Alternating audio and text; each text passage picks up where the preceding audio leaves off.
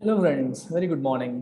So ఇవాళ editorial చాలా beautiful editorial, చాలా పెద్ద తీసుకున్నాను నేను. A monetization move that doesn't tick most boxes. మీకు పేజ్ నెంబర్ 6లో ఉన్న పెద్ద ఎడిటోరియల్. సో ఆల్మోస్ట్ 1 అవర్ పైన పట్టే అవకాశం ఉంటుంది, కానీ చాలా useful editorial. Especially UPSC aspirants and bank aspirants అందరికీ కూడా చాలా చాలా useful editorial. So full attention pay చేసి మొత్తం వినండి. దానికంటే ముందు as usual, so just take a look at our వెబ్సైట్లో మీరు జస్ట్ క్లిక్ ఆన్ డెమో. ఇలా సర్చ్ చేయడంలో డెమో అని పెట్టండి, ltxclasses.com. This is our website. Demo అని పెడితే మీకు సర్చ్ రిజల్ట్స్ వస్తాయి. So you have optional demo, UPSC ఆప్షనల్కి మన దగ్గర కోర్సెస్ ఉన్నాయి. You can click on optional demo and see you ఏమేమి ఉన్నాయో మీరు చూడొచ్చు. ఇక్కడ కోర్స్ కంటెంట్స్లోకి వెళ్తే you will see all of them. Public administration, political science, anthropology, sociology, 4ంటికి కూడా శాంపుల్ వీడియోస్ ఉన్నాయి. ఈ 4 ఆప్షనల్స్ మనం ఆఫర్ చేస్తున్నాం. You can check sample videos in this demo course and if you want you can come. అలాగే మనకి యూపీఎస్సికి కూడా we have a demo course. So UPSC demo కోర్స్లో కూడా మీకు we have all subjects, almost అన్ని సబ్జెక్ట్స్కి శాంపుల్ వీడియోస్ అనేది పెట్టడం జరిగింది. మీరు ఇందులో కూడా మీరు చెక్ చేసుకోవచ్చు. సో ఎలా ఉంటాయి ఇన్స్టిట్యూట్లో క్లాసెస్, ఎలా రన్ అవుతాయి అనేది, మీకు డిఫరెంట్ ఫ్యాకల్టీ మెంబర్స్ ఎలా చెప్తారనేది మీరు ఇక్కడ చూసుకోవచ్చు అనమాట. So this will also give you a perspective about how classes happen with in the organization. And అలాగే బ్యాంక్ ఆస్పిరెంట్స్కి కూడా డెమో క్లాసెస్ రన్ చేస్తున్నాం. బ్యాంక్ ఎస్ఎస్సి ఎన్ఆర్ఏ డెమో అని ఉంటుంది. ఇందులో కూడా మీరు, it's a free course again, ఇందులో కూడా మీరు ఒకసారి చెక్ చేసుకోవచ్చు. యాజ్ ఆఫ్ నౌ ఒక క్లాస్ అయితే ఈ క్లాస్ లైవ్ రన్ అవుతుంది కూడా. Divisibility rules lecture 1 is currently live. So ప్రతిరోజు కూడా if you click on join class, you can join the class. So మీరు క్లాస్ జాయిన్ అయిపోవచ్చు, right? So use all these demo courses, check the quality of our faculty, quality of our teaching and also quality of app. ఇంకా ఏముంటాయి, టెస్ట్లు ఉంటాయా, PDFs ఉంటాయా, quizzes ఉంటాయా, you can check all of them. Get an understanding of how it functions once you join. So చాలా మందికి ఏంటంటే join అయిన తర్వాత ఎలా ఉంటుందో క్లారిటీ ఉండదు. సో నేను ముందే క్లారిటీ ఇస్తున్నాను. Check through all of them and then make a decision. And one final announcement ఏంటంటే, ఫీజులు పెరుగుతున్నాయి.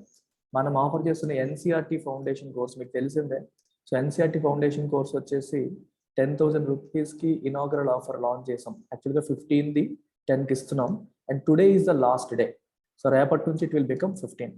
ఇవాళ నైట్ వరకు మీకు 10,000కి వెబ్సైట్లో కొనే అవకాశం ఉంటుంది. ఇవాళ నైట్ 12 గంటలకి ఫీజు 15,000 రూపీస్కి మారిపోతుంది.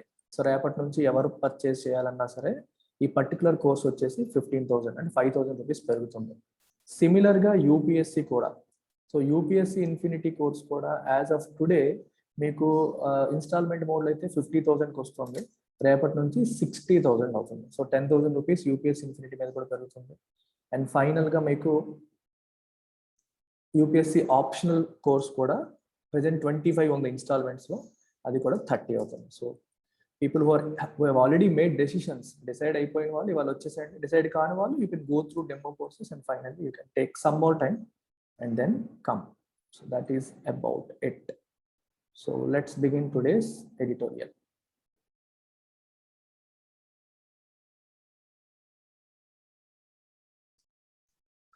సో ఇది ఇవాళ ఎడిటోరియల్. Quite complex. రీసెంట్గా asset monetization, national asset monetisation అని చెప్పి మనం విన్నాం. దానికి సంబంధించిన డీటెయిల్స్ అన్ని కూడా నేను పాత ఎడిటోరియల్లో కవర్ చేశాను. సో ఈ ఎడిటోరియల్ ఏం చేస్తుందంటే దాన్ని విమర్శిస్తూ రాశారు. ఆర్ నాగరాజన్ అయిన ఈ ఆల్రెడీ ఉన్న ఈ డెసిషన్ని విమర్శిస్తూ ఈ ఎడిటోరియల్ రాయడం అనేది జరిగింది. సో చూడండి, టైటిల్ ఏంటుంటుంది, a monetization move that doesn't tick most boxes. Monetization అంటే లాస్ట్ ఎడిటోరియల్లో కూడా మనం మాట్లాడుకున్నాం. Monetization is creation of revenue out of an asset. ఒక అసెట్ నుంచి రెవెన్యూని జనరేట్ చేయడాన్ని మనం మానిటైజేషన్ అంటాం. నార్మల్గా అయితే అది అమ్మడం ద్వారా కావచ్చు, లేకపోతే రెంట్కి ఇవ్వడం ద్వారా కావచ్చు, లేకపోతే లీజ్కి ఇవ్వడం ద్వారా కావచ్చు, లేదా దాని మీద హక్కుల్ని వేరే వాళ్ళకి ఇవ్వడం ద్వారా కావచ్చు. It can be anything.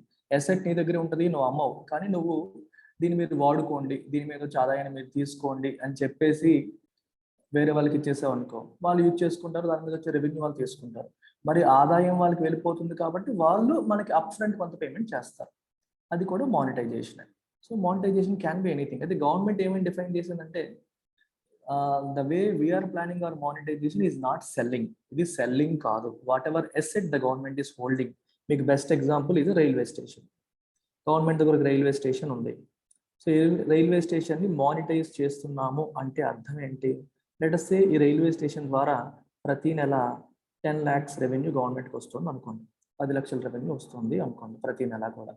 So ఒక 10 yearsకి ఈ రైల్వే స్టేషన్ని ఎల్ఎన్టీ కంపెనీకి గవర్నమెంట్ ఇచ్చేస్తుందంటే మానిటైజ్ చేస్తుంది అని అర్థం. మరి ఎల్ఎన్టీ వాళ్ళు గవర్నమెంట్కి మరి పే చేయాలి కదా, ఎందుకంటే ఈ రైల్వే స్టేషన్ నుంచి ప్రతి నెల నీకు 10 లక్షల రూపాయలు ఇన్కమ్ వస్తుంది, ఆదాయం వస్తుంది. ఈ ఆదాయం అంతా ఎవరికి వెళ్తుంది? ఎల్ఎన్టీకి వెళ్ళిపోతుంది. మరి ఇంత ఆదాయం ఎల్ఎన్టీకి వెళ్ళిపోతున్నందుకు LNT has to pay something to government. Yes, అందుకని గవర్నమెంట్ క్యాలిక్యులేట్ చేస్తుంది. దీనివల్ల మనకి ఫ్యూచర్లో ఎంత ఆదాయం వచ్చేది మన దగ్గరే పెట్టుకుంటే. సో ఈ ఆదాయం అంతా ఇప్పుడు వాళ్ళకి వెళ్తుంది కాబట్టి వాళ్ళ దగ్గర మనం ఎంత డిమాండ్ చేయాలి అని they have some valuation mechanisms calculate చేసుకుంటారు. ఈ రకంగా ఎల్ఎన్టీ వాడు గవర్నమెంట్కి పే చేస్తాడు అనమాట. క్యాలిక్యులేట్ చేసి ఓకే ఇంత వాల్యూ నాకు ఎంత ఆదాయం రాబోతుంది, దానికి క్యాలిక్యులేషన్ చేస్తే ఎంత అవుతుంది అని చెప్పి they will have some mechanism and L and T pays sum to government. So గవర్నమెంట్కి ఒకేసారి హ్యూజ్ మనీ వస్తుంది. మరి హ్యూజ్ మనీ వచ్చినందుకు గవర్నమెంట్ ఏం కోల్పోతుంది? తన అసెట్ మీద వచ్చే రెవెన్యూని, ఫ్యూచర్ రెవెన్యూ స్ట్రీమ్ని కోల్పోతుంది. గవర్నమెంట్ ఏమంటుందంటే నేను అమ్మట్లేదు, టెంపరీగా ఇస్తున్నాను అంటది. ప్రతిపక్షాలు ఏమంటాయంటే ఇది అమ్మినట్టే కదా, అంటే దాని మీద వచ్చే ఆదాయం అంతా నువ్వు కోల్పోతున్నప్పుడు it is as good as selling అని చెప్పి కొందరు అంటారు. సో ఈయన ఆర్ నాగరాజ్ అనే వ్యక్తి దీనికి గవర్నమెంట్కి వ్యతిరేకంగా గవర్నమెంట్ నిర్ణయాన్ని విమర్శిస్తూ రాశారు. యూపీఎస్సీ ఆస్పిరెంట్స్ మీరు ఎవరైనా ఉంటే ఇలాంటి ఎడిటోరియల్స్ చదవడం మీకు హెల్ప్ అవుతుంది. అంటే ప్రతి ఒక్క నిర్ణయాన్ని మీరు both sides of the coin చూడాలి. సో ఎడిటోరియల్స్ తో అడ్వాంటేజ్ ఏంటి? There will be few people who support it, there will be few people who oppose it. Support చేసే వాళ్ళు రాసిన చదివినప్పుడు మనకి దానికి ఫేవరబుల్ గా ఉన్న పాయింట్స్ అన్ని అర్థమవుతాయి. అపోజ్ చేసే వాళ్ళు చదివేటప్పుడు ఆపోజిట్ సైడ్ కూడా అర్థమవుతుంది అనమాట. So it's important to go through the negative side of any decision. So చూద్దాం ఏం చెప్పారు. The national asset monetization pipeline may not help realize the best value for public assets to kickstart investment demand. Okay, so దీనికి అదేంటంటే ఇప్పుడు మనం అమ్మేద్దాం అనుకుంటున్నాం, అదే monetise చేద్దాం అని అనుకుంటున్నాం. గవర్నమెంట్ ఏమో తన అసెట్స్ని ఎస్పెషల్లీ రైల్వేలోను, మైన్స్లోను, హైవేస్లోను, ఫ్లీట్ కారిడార్ అంటే మీకు ఇది మైసూర్ అనుకోండి, ఇదేమో బెంగళూరు అనుకోండి. మైసూర్కి బెంగళూరుకి మధ్యలో ఒక సెపరేట్గా ఒక రైల్వే ట్రాక్ వేశారు. ఈ రైల్వే ట్రాక్ అనేది పాసింజర్స్కి కాదు, ఓన్లీ ఫ్రీట్కి. ఫ్రీట్ అంటే మీకు తెలుసు కదా, గుడ్స్ అనమాట. ఎక్కువ అమౌంట్, లార్జ్ అమౌంట్ ఆఫ్ గుడ్స్ని ఫ్రీట్ అంటాం. సో ఈ ట్రాక్ అనేది ఓన్లీ ఫర్ ఫ్రీట్. సో ఇది గవర్నమెంట్ ట్రైన్స్ వాడచ్చు, లేదా ప్రైవేట్ వాళ్ళు ఎవరైనా they can come up with the road. ఇలాంటి ట్రాక్ మీద నడిచే వెహికల్స్ వాళ్ళు తయారు చేసుకోగలిగితే వాళ్ళకి కూడా మీరు ఇవ్వచ్చు. వాళ్ళు ట్రాక్ యూజ్ చేస్తున్నందుకు వాళ్ళు గవర్నమెంట్కి పే చేయాలి. వీటిని ఫ్రీట్ కారిడార్స్ అంటారు. ఇన్ఫ్యాక్ట్ రీసెంట్గా డిఎఫ్సి, డెడికేటెడ్ ఫ్రీట్ కారిడార్ అనే కాన్సెప్ట్ వచ్చింది రీసెంట్గా. దీనివల్ల ఏమవుతుందంటే గుడ్స్ జనరల్గా ఇంట్లో ఒక ట్రాక్ పైన ఒక పాసింజర్ ట్రైన్, గుడ్స్ ట్రైన్ ఉంటే పాసింజర్ ట్రైన్కి ప్రయారిటీ ఇస్తారు. సో వీటి యొక్క ట్రాన్స్పోర్ట్ ఎప్పుడు కూడా స్లో అయిపోతుంది, లేట్గా అవుతుంటుంది. దీన్ని అరికట్టడానికి డెడికేటెడ్గా వాటి కోసం కారిడార్స్ బిల్డ్ చేస్తున్నారు. దీనివల్ల అనేది కామర్స్ బిల్డ్ అవుతుంది, ఈ కామర్స్ బిల్డ్ అవుతుంది. అమెజాన్, ఫ్లిప్కార్ట్ లాంటి వాళ్ళు కూడా వాళ్ళ యొక్క కొరియర్ సర్వీసెస్కి వీటిని ఉపయోగించుకోవచ్చు. రైల్వేస్ అంటే తక్కువ కాస్ట్లో అవుతాయి, ఫాస్ట్గా అవుతాయి. ఇలా రకరకాల ఇవి ఉన్నాయి. ఈ ఫ్రీట్ కారిడార్స్ని కూడా గవర్నమెంట్ అమ్మేయాలంటే అమ్మేయచ్చు ఈ మానిటైజేషన్లో. ఒకటని కాదు, there are so many assets that the government can sell. Railway station అమ్మొచ్చు, ఫ్రీట్ కారిడార్ అమ్మొచ్చు, హైవేస్ కొత్తగా బిల్డ్ చేస్తున్న హైవేస్ ఉన్నాయి. హైవేస్ పైన గవర్నమెంట్ రెవెన్యూ వస్తుంది, టోల్స్ వస్తాయి, టోల్ రెవెన్యూ వస్తుంది. దాన్ని కూడా మానిటైజ్ చేయొచ్చు. గవర్నమెంట్ అనేది మానిటైజేషన్ ఈజ్ నాట్ సేల్ అని గవర్నమెంట్ ఉంటుంది. వీళ్ళు అపోజ్ చేస్తూ మాట్లాడుతున్నారు. ఇప్పుడు వీళ్ళు ఏమంటున్నారంటే ప్రజెంట్ బెస్ట్ వాల్యూ రాదు, ఎకానమీ బాగాలేదు కదా, ఆర్థిక వ్యవస్థ ఓవరాల్గా బాగాలేదు కాబట్టి ఎక్కడ చూసినా మీకు ఎక్కువ రెవెన్యూస్ కనిపించట్లేదు కాబట్టి ఈ టైంలో మీరు అమ్మితే మీకు బెస్ట్ వాల్యూ రాదు, సరైన రేట్ రాదు. ఇప్పుడు చూడండి, రియల్ ఎస్టేట్లో చూడండి, మీరు అబ్జర్వ్ చేస్తారు. నేను యాక్చువల్గా మాకు ఒక ల్యాండ్ అమ్ముదామని అనుకుంటున్నాను. ఒక కోవిడ్ రాక ముందు మంచి హైప్లో ఉండండి. ఇప్పుడు కోవిడ్ వచ్చిన తర్వాత గత 6 నెలలుగా ట్రాన్సాక్షన్స్ లేక, 6 నెలల క్రితం నేను ఎంత ధరకు అమ్మాలనుకుంటున్నాను, ఇప్పుడు అంతే ధర ఉంది. సో ఇప్పుడు నేను అమ్మితే నాకు సరైన వాల్యూ వస్తుందా అంటే రాకపోవచ్చు, ఎందుకంటే ఎకానమీ భూమిలో లేదు, ట్రాన్సాక్షన్ జరగట్లేదు, పీపుల్ దగ్గర మనీ లేదు. సో ఎక్కువగా మనీ మూమెంట్ లేదు కాబట్టి ఇది కరెక్ట్ టైం కాదు. ఏదేమైనా సరే తక్కువ ధరకి, మార్కెట్ రేట్ కంటే తక్కువ ధరకి అమ్మాల్సిన పరిస్థితులు వచ్చేస్తున్నాయి. వీళ్ళు కూడా అదే అంటున్నారు, గవర్నమెంట్ యొక్క అసెట్స్ కూడా అమ్మడానికి ఇది సరైన సమయం కాదు. It will be called fire sale, distress sale లేదా ఫైర్ సేల్. అంటే నీకు అవసరమై అమ్మేస్తున్నావు, అవసరమై అమ్ముతున్నప్పుడు మార్కెట్ పరిస్థితులు బాగాలేనప్పుడు నువ్వు అవసరంలో ఉండి అమ్మేస్తే ఎదుటోడు తక్కువ ధరకే కొంటారని అంటాడు, వాడు ఎక్కువ ధర ఇస్తానని రాడు. దీనివల్ల ప్రభుత్వానికి నష్టం అవుతుంది కదా అని దీని యొక్క ఉద్దేశం. So let's get in to it. The government has launched a national monetization pipeline or NMP to cell public assets. చూడండి, ఇతను సెల్ అనే పదం వాడేశాడు. నిర్మలా సీతారామన్ ఏమో చాలా కోపం అయిపోతారు, మీరు సెల్ అని ఎందుకు అంటారు, ఇట్ ఈస్ నాట్ సెల్లింగ్. మీకు ఆ మాత్రం డెఫినేషన్ అర్థం కాదా? Monetisation is not selling, ownership remains with the government, we're only giving it for lease. అంటే టెంపరీగా మేము ఇస్తున్నాము, దాని మీద రెవెన్యూ స్ట్రీమ్ మీకు ఇస్తున్నాం తప్పితే వీఆర్ నాట్ సెల్లింగ్ ఇట్ అని చెప్పి గవర్నమెంట్ అంటారు. బట్ ఏం డైరెక్ట్గా సెల్ అనేస్తున్నాడు. Or more precisely the revenue streams over the next 4 years. ఇందాక చెప్పిన ఎగ్జాంపుల్ గుర్తుపెట్టుకోండి, ఇది railway station. Let us say year 1, year 2, year 3, year 4, year 5 అనుకోండి. 1 crore, 1 crore, 1 crore, 1 crore లేదా 1.5, 1.5, 2 crores. ఇది expected revenue out of this revenue, this particular railway station అనుకోండి. ఇప్పుడు government ఏం అమ్ముతుంది? Railway station అమ్ముతుందా? అమ్మట్లేదు. మరి ఏమమ్ముతుంది? రెవెన్యూ స్ట్రీమ్ నమ్ముతుంది. అంటే అర్థం ఏంటి? ఈ పర్టికులర్ రైల్వే స్టేషన్ నెక్స్ట్ ఇయర్లో 1 crore ఇస్తుంది, ఆ ఇయర్లో 1 crore ఇస్తుంది, ఆ తర్వాత 1.5, ఆ తర్వాత 1.5, ఆ తర్వాత 2 crores ఇస్తుంది అని ఎస్టిమేషన్ వేసుకున్నారు అనుకోండి. I'm selling this revenue stream to you. ఇది గవర్నమెంట్, ఇది private company. So private company ఇప్పుడు రైల్వే స్టేషన్ తీసుకుంటే ప్రైవేట్ కంపెనీకి లాభం ఏంటి?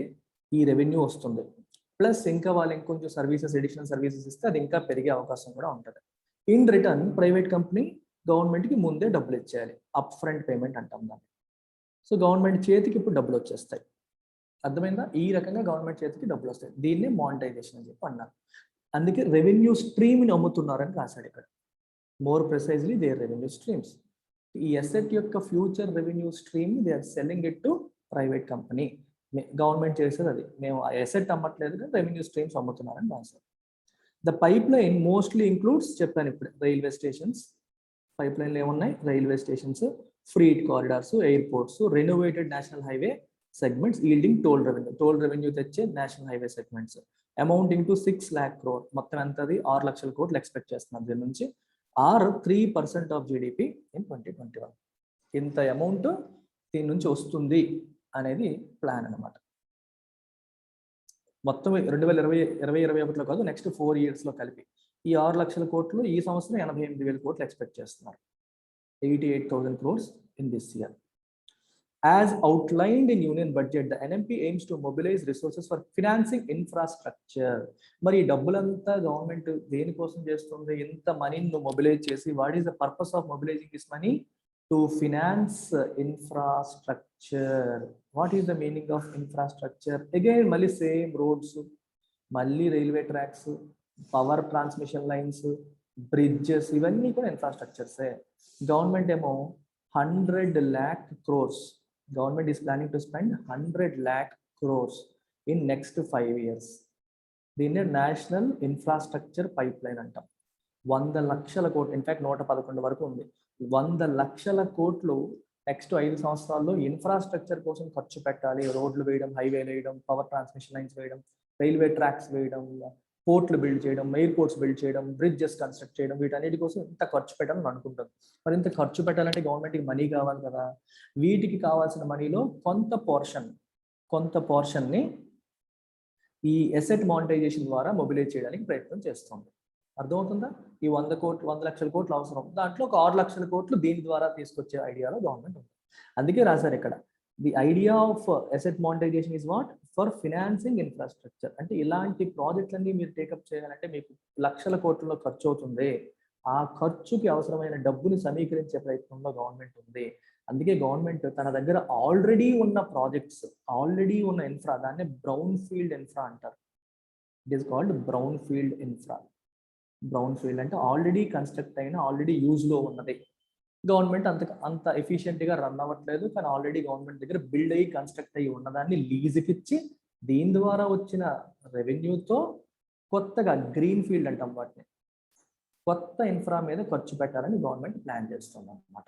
That's what is mention here. The other two methods of raising resources are setting up of a development finance institution and raising the share of infrastructure investment in central and state budgets. మరి డబ్బులు ఇప్పుడు infrastructure ప్రాజెక్ట్స్కి అవసరమైన డబ్బుల్ని సమీకరించడానికి ఇది ఒకటే మార్గమా అంటే ఇది ఒకటే కాదు. ఇంకో మార్గం ఏంటి? డిఎఫ్ఐని సెటప్ చేయడం, డెవలప్మెంట్ ఫినాన్షియల్ ఇన్స్టిట్యూషన్ని సెటప్ చేయడం. అలాగే సెంట్రల్ మరియు స్టేట్ బడ్జెట్లో ఇన్ఫ్రా ప్రాజెక్ట్స్కి బడ్జెట్లో ఎక్కువ కేటాయింపులు చేయడం. మీరు బడ్జెట్ వేసినప్పుడే వాటికి ఎక్కువ కేటాయింపులు చేసేయండి. ట్యాక్స్ రెవెన్యూలో మీకు వచ్చిన అమౌంట్ని ఎక్కువగా ఇన్ఫ్రాస్ట్రక్చర్కి కేటాయింపులు చేయడం ద్వారా కూడా మనం పెంచవచ్చు.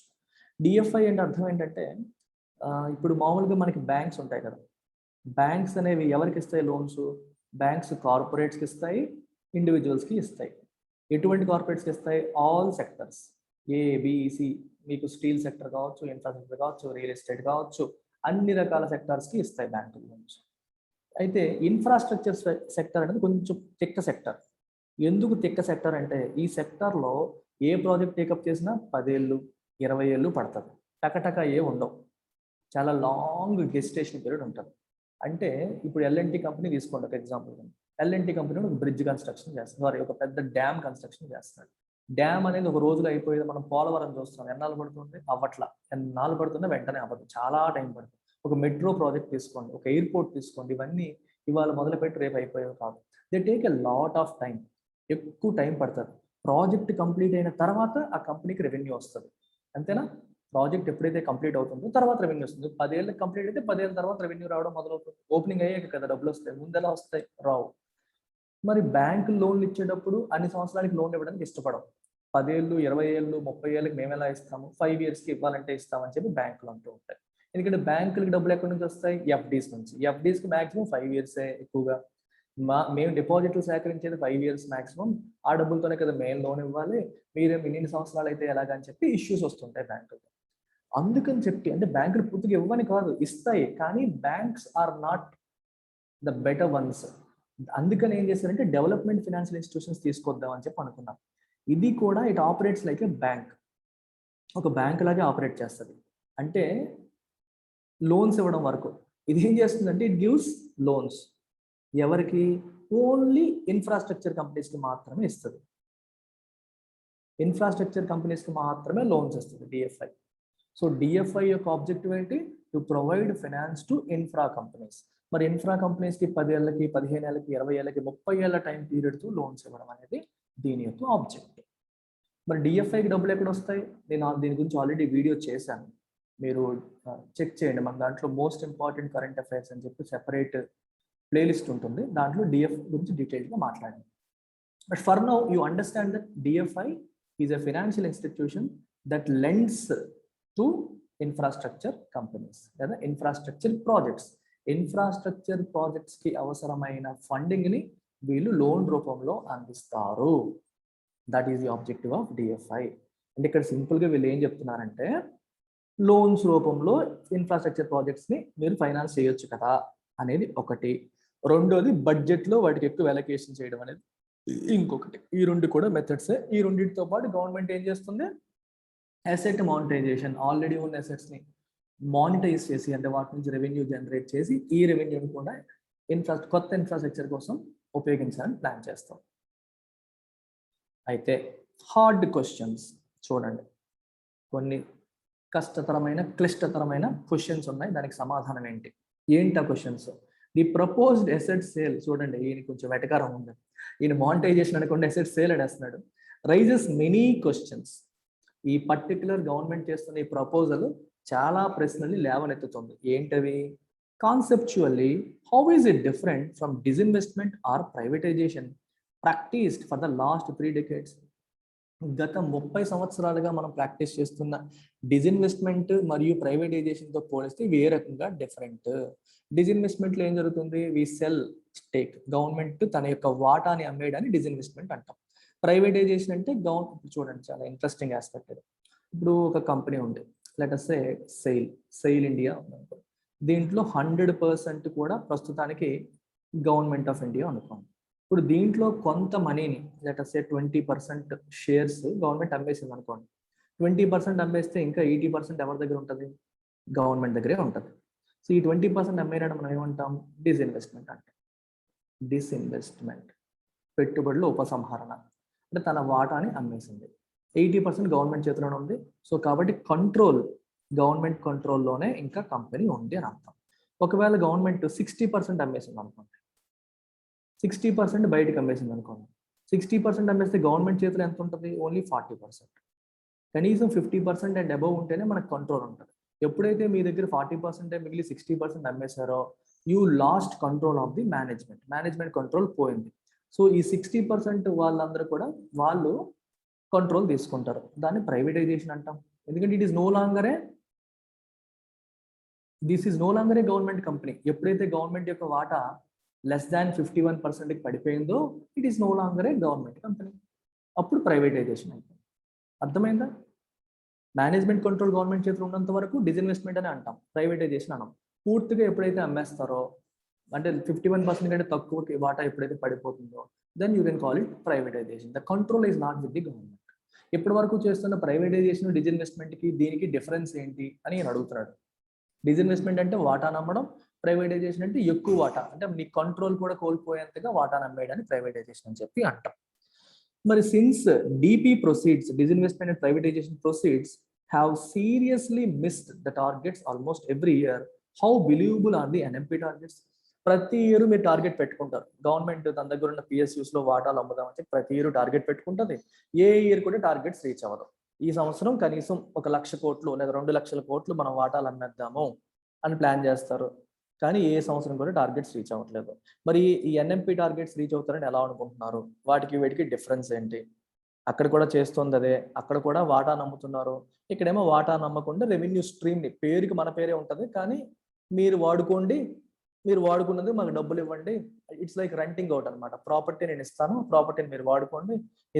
మీ దగ్గర ఒక బిల్డింగ్ ఉంది, బిల్డింగ్ మీకు ఇచ్చేస్తా, మీరు వాడుకోండి, నాకు రెంట్ పే చేసేయండి అంటాం చూడండి, అలా ఉంది. లేదా లీజ్ పే చేసేయండి అంటాం చూడండి, అలా ఉందన్నమాట కదా. దానికి దీనికి డిఫరెన్స్ ఏంటి అని నేను అడుగుతున్నాడు. And how are the likely to perform differently? ఇవి ఎలా డిఫరెంట్గా పర్ఫామ్ చేస్తాయి? Is the NMP a desperate attempt to shore up public finances? Shore up అంటే సపోర్ట్ చేయడం. పబ్లిక్ ఫినాన్సెస్ అంటే అర్థం ఏంటి? గవర్నమెంట్ యొక్క ఆదాయం. షోర్ అప్ అంటే టు గివ్ సపోర్ట్ లేదా టు ఇంక్రీజ్ అని అర్థం.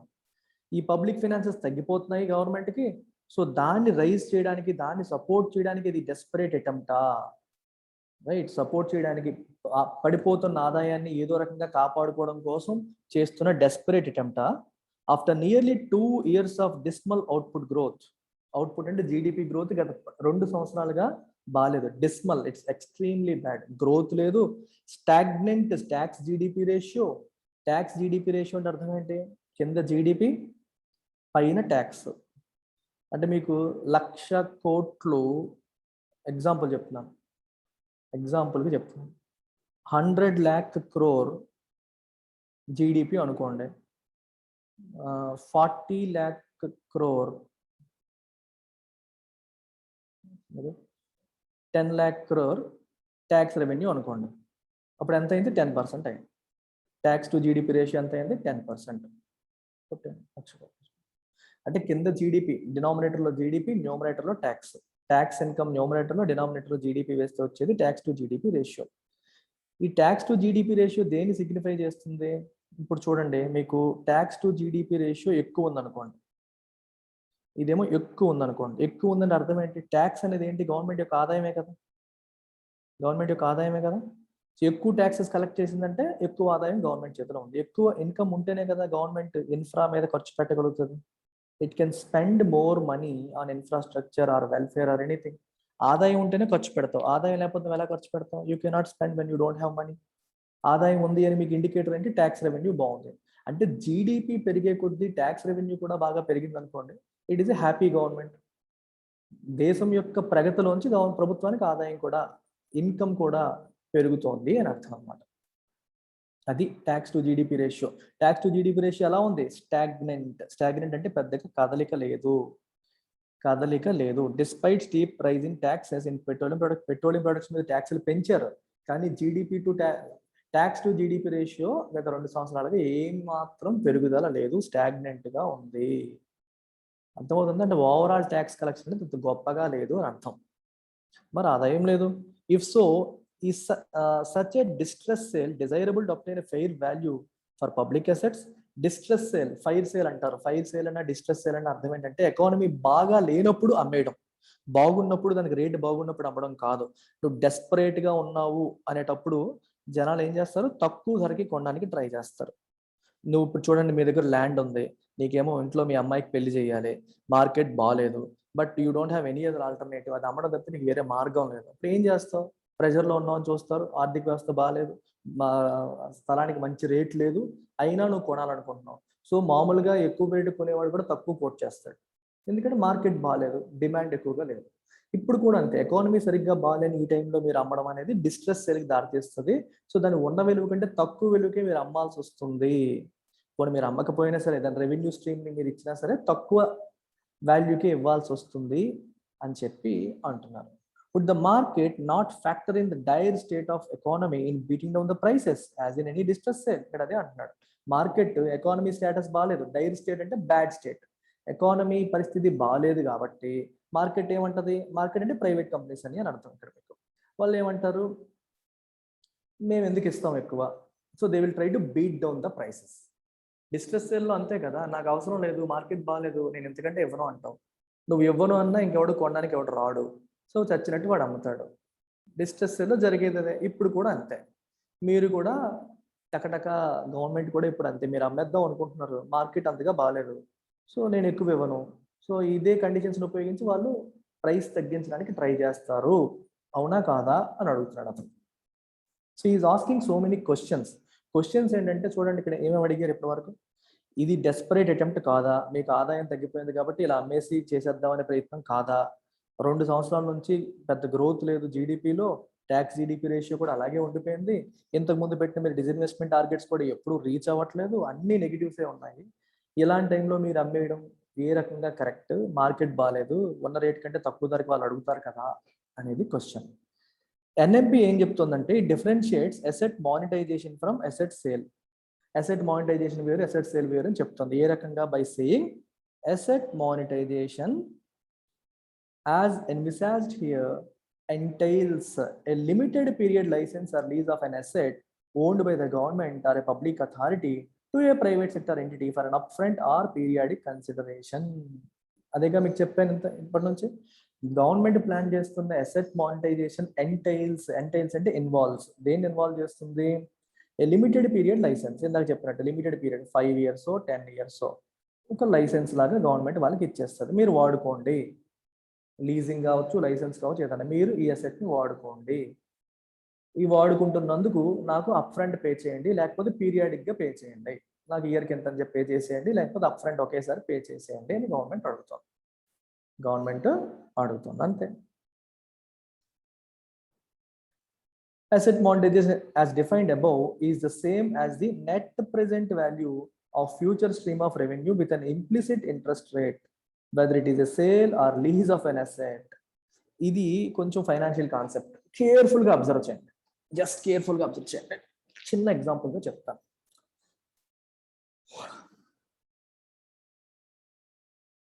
ఒక ల్యాండ్ ఉంది, you are trying to sell it,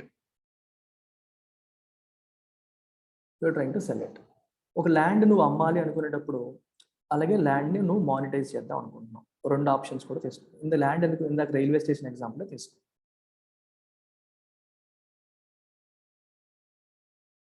రెండు ఆస్పెక్ట్ తీసుకోండి, ఒకటి సెల్లింగ్, రెండోది మానిటైజింగ్. ఓకే, రైల్వే స్టేషన్ ఇందాక చెప్పినప్పుడు year 1, year 2, year 3, year 4, year 5 అలాగా ఇన్ఫైనైట్ టైం పీరియడ్కి రెవెన్యూ స్ట్రీమ్ ఉంటుంది. ఎవ్రీ ఇయర్ ఇక్కడ 1 crore, 1 crore, 1 crore, 1 crore, 1 crore, తర్వాత 2 crores, 2 crores, 2 crores ఇలా వేసుకోండి, ఇంత రెవెన్యూ దీని నుంచి వస్తుంది అని చెప్పి అనుకుంటారు. ఇది 0, ఇది కరెంట్ టైం పీరియడ్, ఇది future, first year, second year, third year, fourth year, fifth year అలా పెట్టుకోండి.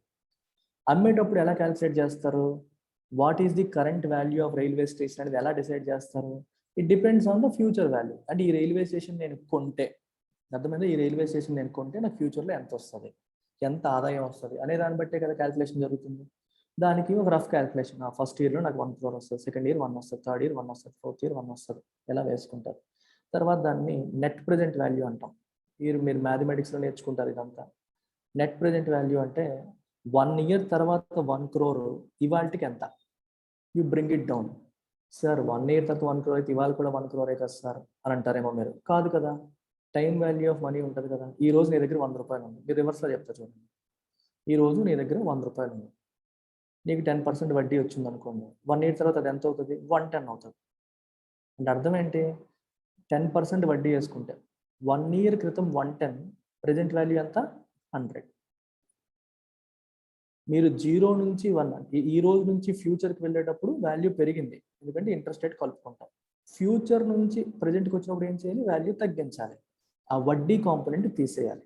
అంటే 1 సంవత్సరం వడ్డీ కలిపి మీకు 110 అయింది, ఆ 1 సంవత్సరం వడ్డీ రిమూవ్ చేసేస్తే 100 అయిపోతుంది. సిమిలర్గా 1 year తర్వాత మీకు 1 crore అంటే ఇది 0కి తేవాలంటే అర్థం ఏంటి? ఈ 1 yearలో వచ్చిన వడ్డీ తీసేయాలి. So 1 minus what ever is the వడ్డీ, ఇంట్రెస్ట్ రేట్. ఇది ఫస్ట్ ఇయర్ రెవెన్యూ యొక్క ప్రెజెంట్ వాల్యూ. ప్రెజెంట్ వాల్యూ అంటే ఈ రోజు వాల్యూ. అలాగే సెకండ్ ఇయర్ రెవెన్యూ ఉంది, దీనికి 1 crore వేసాను. సెకండ్ ఇయర్ నుంచి 0కి రావాలంటే ఏం చేయాలి? 2 సంవత్సరాల వడ్డీ తీసేయాలి. సో దీన్ని 1 year తేవాలి, మళ్ళీ ఇక్కడ నుంచి ఇంకో 1 year తేవాలి. దాని వాల్యూ కొంత అనుకోండి. అలాగే థర్డ్ ఇయర్ది కొంత, ఫోర్త్ ఇయర్ కొంత, ఫిఫ్త్ ఇయర్ది కొంత. ఇలా వీటన్నింటినీ కలపగా వీటన్నింటినీ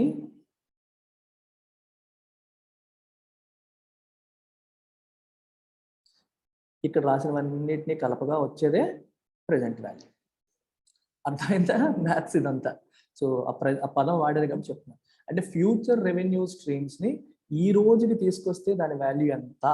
మీకు ఇది ఈ ఒక్క ఎగ్జాంపుల్ గుర్తుపెట్టుకోండి, ఈజీ అయిపోతుంది. ఈ రోజు 100 రూపాయలు 10% వడ్డీకి సంవత్సరానికి ఎంత అయింది? 110 అయింది. మీరు రివర్స్లో రాసుకోండి. అంటే సంవత్సరం తర్వాత 110 అంటే దాని ప్రెజెంట్ వాల్యూ ఎంత? 100. అలాగే సంవత్సరం తర్వాత ఉన్న ప్రతిదానికి కూడా ప్రెజెంట్ వాల్యూ క్యాలిక్యులేట్ చేయడం. ఇలా క్యాలిక్యులేట్ చేసి వాల్యుయేషన్ అనేది చేస్తారు. అర్థమైందా? అమ్మినప్పుడు అలాగే చేస్తారు, మానిటైజ్ చేసినప్పుడు కూడా అలాగే చేస్తారు అంటాడు ఆయన. అమ్మినప్పుడు ఏంటి? పర్మనెంట్గా అమ్మేస్తున్నారు కాబట్టి పూర్తిగా ఇంకా ఫ్యూచర్లో వచ్చే అన్ని రెవెన్యూస్ని ముందుకు తీసుకొచ్చి క్యాలిక్యులేట్ చేయడం. అదే మానిటైజ్ చేసినప్పుడు 5 years లేదా 10 years మీరు ఎన్ని సంవత్సరాలు పెడితే అన్ని సంవత్సరాల స్ట్రీమ్స్ని ప్రజెంట్ వాల్యూ క్యాలిక్యులేట్ చేసి వాల్యుయేషన్ చేస్తారు. అల్టిమేట్గా రెండు ఒకటే కదా అని చెప్పి ఈయన అంటాడు. Right, is same as the net present value of the future stream of revenue with an implicit interest rate, whether it is a sale or lease of an asset. మీరు సేల్ చేసినా లీజ్ చేసినా అంతే, ఎంతో కొంత interest rate మీరు పెట్టుకుంటారు మైండ్లో. ఫ్యూచర్లో వచ్చే రెవెన్యూస్ని కరెంట్ వాల్యూ ఎంత అని క్యాలిక్యులేట్ చేసి చేస్తారు. In a footnote, NMB document further clarifies sale, that is the transfer of legal ownership of assets, is only envisaged in cases such as disinvestment of stake. Disinvestment చేసినప్పుడు మాత్రమే మేము ownership transfer అనేది plan చేస్తున్నాము. ఇక్కడ మేము sale plan చేయట్లేదు. Sale అంటే అర్థం ఏంటి? Transfer of legal ownership. లీగల్గా నేను ఇంకా ఓనర్ కాదు అని చెప్పేయడం సేల్ చేయడం. మేము సేల్ ప్లాన్ చేయట్లేదు. కొన్ని కేసెస్లో మాత్రమే ఉన్నాయి, డిస్ఇన్వెస్ట్మెంట్లో మాత్రం అది ఉంటుంది, దీంట్లో అది లేదు అంటున్నారు. Again there seems to be conceptual confusion. ఈ మాట చెప్పడంలో కూడా కన్ఫ్యూజన్ ఉంది. ఎందుకని? Sale of minority equity does not lead to a change in managerial control. Hence, the official attempt to differentiate its initiative from earlier efforts seems feeble and incorrect. చాలా important sentence ఇది. Sale of minority equity, minority అంటే అర్థం ఏంటి? Less than 50%. ఇందాకే మీకు ఏం చెప్పాను? Sale example చెప్పాను, గుర్తుందా? సేల్లో లెటస్ సే 100% గవర్నమెంట్ ఓన్ చేసుకుంటుంది అనుకోండి. ఇందులో ఒక 20% అమ్మింది అనుకోండి. లెటస్ సే 20% గవర్నమెంట్ ఎవరికన్నా అమ్మితే నీ ఓనర్షిప్ ఏమైనా మారిందా? మారలేదు. ఈ సేల్కి ఓనర్ ఎవరంటే ఏం చెప్తాం? గవర్నమెంట్ అనే చెప్తాం. దీన్ని ఏమంటాం? డిస్ఇన్వెస్ట్మెంట్ అంటాం. సో డిస్ఇన్వెస్ట్మెంట్ అంటాం. దీంట్లో ఏం చేసాం? మైనారిటీ స్టేక్ అంటే మెజారిటీ అమ్మకుండా మైనారిటీ వాటాని అమ్మేసాం. సో మైనారిటీ వాటాని అమ్మినప్పుడు ఓనర్షిప్ మారిందా? మారలేదు, ఓనర్షిప్ అనేది మారలేదు. అలాగే నువ్వు మానిటైజ్ చేస్తున్నావు, మానిటైజ్ చేసినప్పుడు ఓనర్షిప్ మారిందా? మారలేదు. మరి రెండు ఒకటే కదా, రెండింటిలోనూ ఓనర్షిప్ మారలేదు కదా, ఇంతకుముందు చేసిన డిస్ఇన్వెస్ట్మెంట్కి దీనికి డిఫరెన్స్ ఏంటి అని ఈయన క్వశ్చన్ చేస్తున్నాడు. డిస్ఇన్వెస్ట్మెంట్ చేసినప్పుడు కూడా ఓనర్షిప్ మారిపోయినట్టు కాదు కదా, మీరు కొంత పోర్షన్ అమ్మేస్తున్నారు, మెజారిటీ మీ దగ్గరే పెట్టుకుంటున్నారు. ఇప్పుడేమో మొత్తం మీదే అంటున్నారు, కానీ రూపాయి కూడా మీరు వాడుకోవట్లేదు, మొత్తం అంతా ఇంకొకరి చేతిలో పెడుతున్నారు, దాని మీద వచ్చే ఆదాయాన్ని వాడుకోండి అంటున్నారు, కానీ ఓనర్షిప్ మాత్రం మీ దగ్గరే ఉంటుంది అంటున్నారు. అల్టిమేట్గా రెండిట్లో కూడా సేల్ అనేది జరగట్లేదు. రెండిట్లో కూడా ఓనర్షిప్ అనేది ట్రాన్స్ఫర్ అవ్వలేదు. సో డిస్ఇన్వెస్ట్మెంట్కి దీనికి డిఫరెన్స్ ఏముంది అంటాడు ఆయన. Although you are trying to differentiate, there is not much to differentiate because అక్కడ ఓనర్షిప్ మారట్లేదు, ఇక్కడ ఓనర్షిప్ మారట్లేదు అని ఈయన అంటున్నాడు. హిస్టారిక్ మిస్స్టెప్స్, గతంలో చాలా తప్పులు జరిగాయి, తప్పుడు స్టెప్స్ జరిగాయి, వాటిని మనం ఎలా ఓవర్కమ్ చేస్తామని కూడా రాయలేదు. ది ఎన్ఎంపి అవుట్లైన్ అంటే మెన్షన్ చేయడం, mainly 2 modes of implementing the monetization. ఈ మానిటైజేషన్ అంటే రెవెన్యూ జనరేషన్ కోసం 2 మోడ్స్ని మెన్షన్ చేసింది. ఒకటి పబ్లిక్ ప్రైవేట్ పార్ట్నర్షిప్, రెండోది structured financing to tap the stock market. ఒకటేమో public private partnership PPP model అంటాం, ఇంకొకటేమో స్టాక్ మార్కెట్ని ట్యాప్ చేయడం. సో ఈ 2 కూడా చెప్తుంది. చూడండి ఒకసారి పీపీపీ మోడల్లో ఏం జరుగుతుంది. పీపీపీ అంటే పబ్లిక్ ప్రైవేట్ పార్ట్నర్షిప్. మీకు LNT metro is the best example. Hyderabad LNT metro తీసుకోండి, Telangana government LNT company. So ఈ ఎల్ఎన్టీ మెట్రోలో ఎవరెవరు పార్ట్నర్స్, వీళ్ళిద్దరు పార్ట్నర్స్. గవర్నమెంట్ ఏమో ల్యాండ్, కొన్ని పర్మిషన్స్ ఇవన్నీ గవర్నమెంట్ ఇస్తుంది, డబ్బులేమో వీళ్ళు పెడతారు. సో ఈ ప్రాజెక్ట్లో ఇద్దరు భాగమే. సో ఇలాంటి దాన్ని ఏమంటాం, పబ్లిక్ ప్రైవేట్ పార్ట్నర్షిప్ మోడల్ అని చెప్పి అంటాం. అంటే ప్రభుత్వ ప్రాజెక్ట్స్లో ప్రైవేట్ రంగాన్ని కూడా ఇన్వాల్వ్ చేయడం, కొన్ని ఆస్పెక్ట్స్ గవర్నమెంట్ చూసుకోవడం, కొన్ని ఆస్పెక్ట్స్ ప్రైవేట్ వాళ్ళు చూసుకోవడం. ఇన్ఫ్రాస్ట్రక్చర్లో పబ్లిక్ ప్రైవేట్ పార్ట్నర్షిప్ మోడల్ అనేది ఒక ఫైనాన్షియల్ డిజాస్టర్, ఇండియాలో సక్సెస్ కాలేదు, డిజాస్టర్ అయింది. As evident from what happened after the economic boom of 2003-2008. 2003-2008 వరకు చాలా బాగుంది, ఎకానమీ బూమ్ అయింది. ఆ తర్వాత మనకేమొచ్చింది, గ్లోబల్ ఫైనాన్షియల్ క్రైసిస్ వచ్చింది, తర్వాత ప్రాబ్లమ్స్ వచ్చేసాయి. అందుకే రాశారు వాట్ హ్యాపెండ్ ఆఫ్టర్. ఆ తర్వాత జరిగింది మీరు చూస్తే మీకు అర్థమవుతుంది. పీపీపీ ఇన్ ఇన్ఫ్రాస్ట్రక్చర్ అనేది ఒక డిజాస్టర్ ఇన్ ఇండియా అన్నారు. Surely India did create world class airports in Mumbai, Delhi and speeded up highway road construction. Okay, మంచి ఎయిర్పోర్ట్స్ కన్స్ట్రక్ట్ చేసింది, హైవే రోడ్ కన్స్ట్రక్షన్ కూడా చేసింది. 2003 నుంచి 2008 వరకు అంతా బాగా అయింది. కానీ ఆ తర్వాత డిజాస్టర్ అయిపోయింది. ఎందుకని? However after the 2008 financial crisis, మీకు 2008లో కూడా రిసెషన్ వచ్చింది, ఆర్థిక సంక్షోభం అనేది వచ్చింది.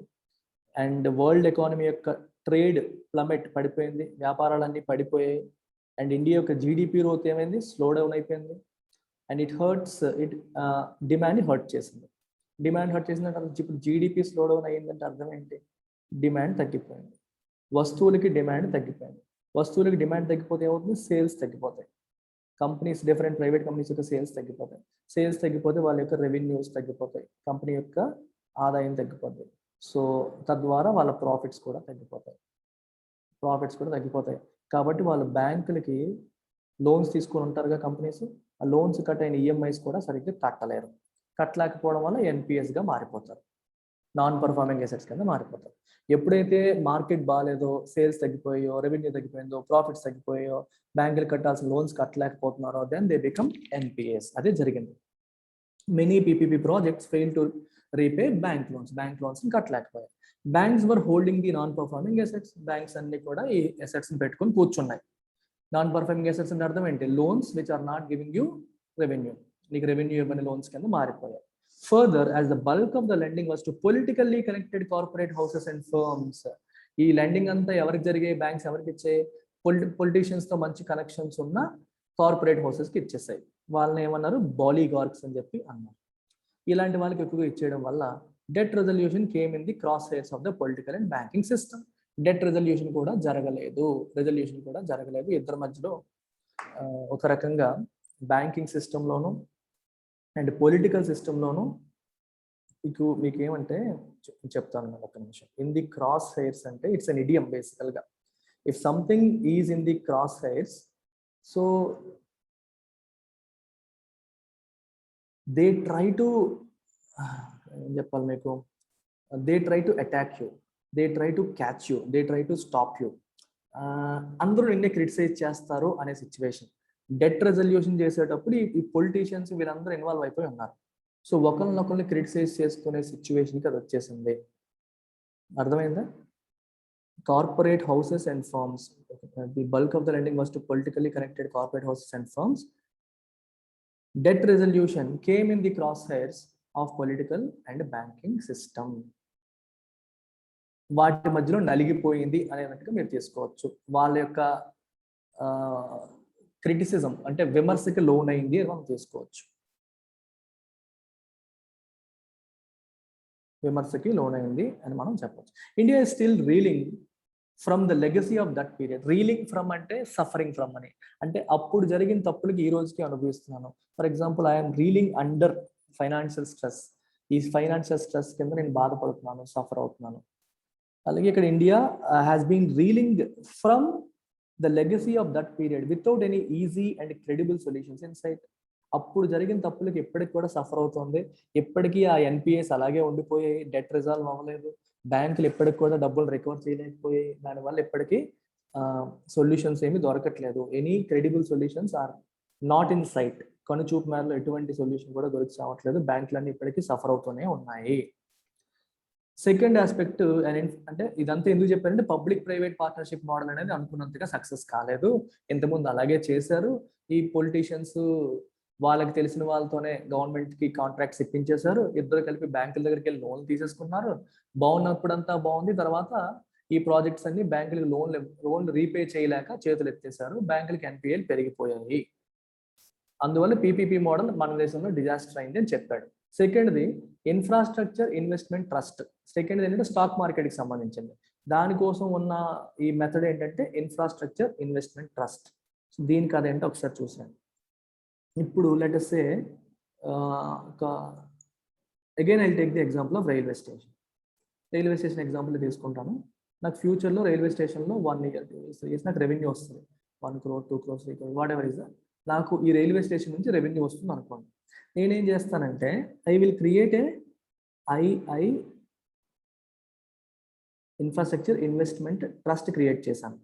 ఇన్ఫ్రాస్ట్రక్చర్ ఇన్వెస్ట్మెంట్ ట్రస్ట్ క్రియేట్ చేసి నేనేం చేస్తాను, it is like a mutual fund. మీరు మ్యూచువల్ ఫండ్ ఎలా ఫంక్షన్ అవుతుందో ఒకసారి చెప్తాను, దాన్ని బట్టి మీకు ఇది అర్థమైపోతుంది. చూడండి, let us say SBI mutual fund ఉంది అనుకోండి. మ్యూచువల్ ఫండ్ ఏం చేస్తుందంటే it takes money from people. ఎవరి దగ్గర అయితే డబ్బులు ఉన్నాయో వాళ్ళు ఇన్వెస్ట్మెంట్ చేయమని అడుగుతుంది. మనం ఇన్వెస్ట్మెంట్ చేసాం అనుకోండి, ఈ డబ్బులు ఎందులో పెట్టుబడి పెడుతుంది? స్టాక్స్లో పెడుతుంది. డిఫరెంట్ స్టాక్స్లో, stock 1, stock 2, stock 3 different share prices shares కొంటుంది అనమాట. మన దగ్గర తీసుకున్న డబ్బులతోనే షేర్స్ కొంటుంది. ఈ షేర్స్ యొక్క వాల్యూ బట్టే మ్యూచువల్ ఫండ్ వాల్యూ అనేది ఆధారపడుతుంది. ఈ మ్యూచువల్ ఫండ్ కొన్న షేర్స్ పెరిగాయి అనుకోండి, మ్యూచువల్ ఫండ్ వాల్యూ కూడా పెరుగుతూ ఉంటుంది. మ్యూచువల్ ఫండ్ ఏ షేర్స్ అయితే కొందో ఆ షేర్స్ తగ్గిపోయాయి అనుకోండి, మ్యూచువల్ ఫండ్ వాల్యూ కూడా తగ్గిపోతుంది. అర్థమైందా? మన దగ్గర డబ్బులతో మనం షేర్లు కొన్నాం, ఆ షేర్లు రోజు పెరుగుతున్నాయి అనుకోండి, మీ ఫండ్ వాల్యూ కూడా పెరుగుతుంది. షేర్ల వాల్యూ తగ్గిపోతే మన ఫండ్ వాల్యూ కూడా తగ్గిపోతుంది. ఇదే రకంగా ఆలోచించండి ఒకసారి. ఇదే రకంగా మీరు ఆలోచించినప్పుడు INVIT కదా, ఇది ట్రస్ట్. సో ఈ ట్రస్ట్ ఏం చేస్తుందంటే లెట్ us say ఒక హైవే తీసుకుందాం. హైవేలో ఇన్వెస్ట్ చేసింది మనీ. హైవేలో మనకి ఏమొస్తుంది? టోల్ రెవెన్యూ వస్తుంది. సో ఇప్పుడు ఇది ఏం చెప్తుందంటే నా దగ్గర ఒక హైవే ఉంది, లేదా ఒక పవర్ ట్రాన్స్మిషన్ లైన్ ఉంది, లేదా ఫ్రీట్ కారిడార్ ఉంది, లేదా రైల్వే స్టేషన్ ఉంది, వాట్ ఎవర్ ఇట్ ఈస్ ఉంది. నా దగ్గర కొన్ని అసెట్స్ ఉన్నాయి, ఫిజికల్ అసెట్స్ ఉన్నాయి. వాటి నుంచి నాకు రెవెన్యూ వస్తుంది. ఇది నా యొక్క రెవెన్యూ మోడల్. నా షేర్స్ మీకు అమ్ముతున్నాను, కొంటారా అని అడుగుతాడు వీడు. వీడికి రెవెన్యూ ఎక్కడి నుంచి వస్తుంది? ఈ అండర్లయింగ్ అసెట్స్ నుంచి రెవెన్యూ వస్తుంది. వీటి నుంచి వీడికి రెవెన్యూ వస్తుంది. ఆ రెవెన్యూ వస్తుంది, మీరు నాకు షేర్స్ కొంటారని అడుగుతాడు. నా వాల్యుయేషన్ ఏమో 100 కోట్లు. ఎందుకు 100 కోట్లు అంటే నా దగ్గర ఇన్ని అసెట్స్ ఉన్నాయి, వాటి నుంచి ఫ్యూచర్లో ఎంత వస్తుంది, అందుకని 100 కోట్ల వాల్యుయేషన్ అంటాడు. And he will start selling shares. Shares అమ్మినప్పుడు ఏమవుతుంది? లెట్స్ సే 50% అమ్మేసాడు అనుకోండి, 50 కోట్ల వర్త్ షేర్స్ ప్రజలు కొనుక్కున్నారని అర్థం. సో పీపుల్ వాళ్ళ దగ్గర ఉన్న మనీని తీసుకొచ్చి ఈ ట్రస్ట్లో పెడతారు. ఇలా డబ్బులు సమీకరించడం, ఇది సెకండ్ మోడల్. ఇది ఎక్కడ జరుగుతుంది? స్టాక్ మార్కెట్లో. ఈ INVIT అనేది నువ్వు స్టాక్ మార్కెట్లో లిస్ట్ చేస్తావు. Anybody who is interested can purchase it shares. దాని యొక్క షేర్స్ కొనవచ్చు. ఆ రకంగా కూడా మనం డబ్బుల్ని కూడబెట్టవచ్చు అంటాడు. ఇది సెకండ్ మోడల్. ఈ మోడల్లో కూడా తలనొప్పులు ఉన్నాయి. ఈ మోడల్లో ఉన్న తలనొప్పులు ఏంటో కూడా చెప్తారు చూడండి. This is being mooted or suggested, mooted అంటే suggested, as an alternative means of raising finance from stock market. Stock market ద్వారా మీరు ఈ రకంగా ఫినాన్స్ని రైజ్ చేయొచ్చు. అంటే నేనేమంటాను, నా షేర్స్ మీరు కొనండి అంటాను. నువ్వు ఎందుకు కొంటావు? బికాజ్ నా దగ్గర ఎసెట్స్ ఉన్నాయి, నా దగ్గర హైవే ఉంది, హైవే ద్వారా నాకు టోల్ రెవెన్యూ వస్తుంది, నేను కన్స్ట్రక్షన్ చేయబోతున్నాను, ఈ ప్రాజెక్ట్ నాకు వచ్చింది, ఈ కన్స్ట్రక్షన్ అంతా నేనే చేస్తాను, నాకు ఫ్యూచర్లో ఎంత రెవెన్యూ వస్తుందో నేను చెప్తాను. ఓహో ఓకే, ఈ ప్రాజెక్ట్లో మనం కూడా ఇన్వెస్ట్ చేద్దామని చెప్పి ఎవడన్నా ఇన్వెస్ట్ చేయొచ్చు. అయితే నా దగ్గర మొత్తం డబ్బులు లేవు, మీరు ఇన్వెస్ట్ చేయడం అడగొచ్చు. అడిగినప్పుడు యూ విల్ ఇన్వెస్ట్ చేస్తే నీకేంటి లాభం? రేపు పొద్దున వాడికి వచ్చే రెవెన్యూలో నీకు వాటా ఇస్తాడు కదా, నువ్వు వాటాదారుడు అయిపోయావు. షేర్స్ కొన్నామంటే అర్థం ఏంటి? అందులో నువ్వు పార్ట్నర్ అయిపోయావు, వాటాదారుడు అయిపోయావు. సో నీకు రేపు పొద్దున్న అతనికి వచ్చే రెవెన్యూలో నీకు కూడా షేర్ ఉంటుంది, ప్రాఫిట్లో నీకు డివిడెండ్స్ రూపంలో ఇన్కమ్ వస్తుంది. అందుకని చాలా మంది కొంటారనమాట. అది కదా. In principle InvIT is like a mutual fund whose performance is largely linked to stock prices. Stock market రేట్లు పెరిగితే మ్యూచువల్ ఫండ్ ఎలాగైతే పెరుగుతుందో ఇక్కడ కూడా అంతే. వీడి ప్రాజెక్ట్ బాగా పికప్ అయితే పికప్ అవుతుంది. It may be worthwhile to jog one's memory to recall how the disinvestment process began in 1991 after the initiation of economic reforms. Jog one's memory, it's an idiom. Jog one's memory అంటే to cause someone to remember something. మీ మెమరీని కొంచెం push చేయండి, గుర్తు తెచ్చుకోండి అని అంటున్నాడు. It may be worthwhile to jog one's memory. It is maybe worthwhile to think and remember about what happened in 1991. అసలు disinvestment అనే కాన్సెప్ట్ ఎప్పుడు మొదలైంది, ఎలా మొదలైంది, 1991 తర్వాత ఎలా జరిగింది ఒకసారి గుర్తు తెచ్చుకోండి అంటున్నాడు.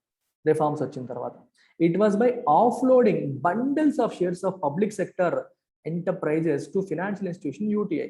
గవర్నమెంట్ యొక్క షేర్స్ అన్ని, పబ్లిక్ సెక్టర్ ఎంటర్ప్రైజెస్ యొక్క షేర్స్ అన్ని కూడా ఒక ఫైనాన్షియల్ ఇన్స్టిట్యూషన్కి అమ్మేశారు. యూటీఐ అనే ఫైనాన్షియల్ ఇన్స్టిట్యూషన్కి అమ్మేశారు. అదేమో స్టాక్ మార్కెట్లో షేర్స్ అన్నింటినీ అమ్మకానికి పెట్టేసింది.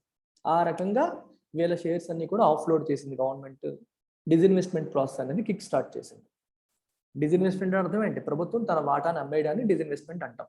1991లో రిఫార్మ్స్ వచ్చిన తర్వాత అప్పటి వరకు పబ్లిక్ సెక్టర్ అండర్టేకింగ్స్ లో మొత్తం ఓనర్షిప్ అంతా గవర్నమెంట్దే.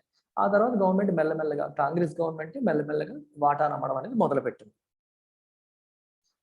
which in turn sold the bundles in the booming secondary market to realize the best price. అప్పట్లో స్టాక్ మార్కెట్ మంచి బూమ్ అవుతుంది అనమాట, మంచి ఊపులో ఉంది ఎకనామిక్ రిఫార్మ్స్ వచ్చిన కొత్తలో. సో బెస్ట్ ప్రైసెస్ వచ్చాయి. But the euphoria was short lived. అయితే ఆనందం అనేది కొన్నాళ్ళే. అరే మనం గవర్నమెంట్ అమ్మింది మంచి రేట్లకు అమ్మగలిగింది, కానీ ఆనందం ఎక్కువగా నిలబడిందా? కొన్నాళ్ళు మాత్రమే. ఎందుకని? However as the market crash in the Wake of Harshad Mehta scam. ఈ హర్షద్ మెహతా అనే మార్కెట్ మ్యానిపులేటర్ ఒక స్కామ్ చేశాడు. స్కామ్ గురించి చెప్పేంత టైం ఇప్పుడు ఎడిటోరియల్లో ఉండదు. స్కామ్ చేయడం వల్ల ఏమవుతుందంటే ప్రజలకి ట్రస్ట్ పోతుంది. సో స్కామ్ చేయడం వల్ల ట్రస్ట్ పోయి స్టాక్ మార్కెట్స్లో పోతే మనం నష్టపోతాం అన్న ఫీలింగ్ కలిగేసి క్రాష్ అయిపోయింది market. Everybody started selling there shares. అందరూ ఒకేసారి అమ్మడం మొదలు పెడితే ఏమవుతుంది? వస్తువు యొక్క సప్లై పెరిగిపోతుంది, డిమాండ్ తగ్గిపోతుంది. సో షేర్స్ యొక్క సప్లై అందరూ ఒకేసారి అమ్మేస్తామంటున్నారు, కొనేవాళ్ళు తక్కువ ఉన్నారు, ధరలు బాగా క్రాష్ అయిపోయాయి.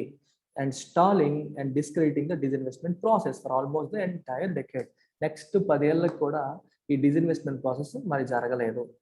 డిజిన్వెస్ట్ ప్రాసెస్ కూడా పూర్తిగా ఆగిపోయింది. స్టాల్ అంటే ఆగిపోవడం, డిస్క్రెడిటింగ్ దాన్ని పాజిటివ్గా కాకుండా ఇప్పుడు తిట్టుకోవాల్సిన పరిస్థితి వచ్చేసింది. ఎందుకంటే స్కామ్ జరిగింది, స్టాక్ మార్కెట్ క్రాష్ అయిపోయింది, అందరూ తిట్టుకున్నారు.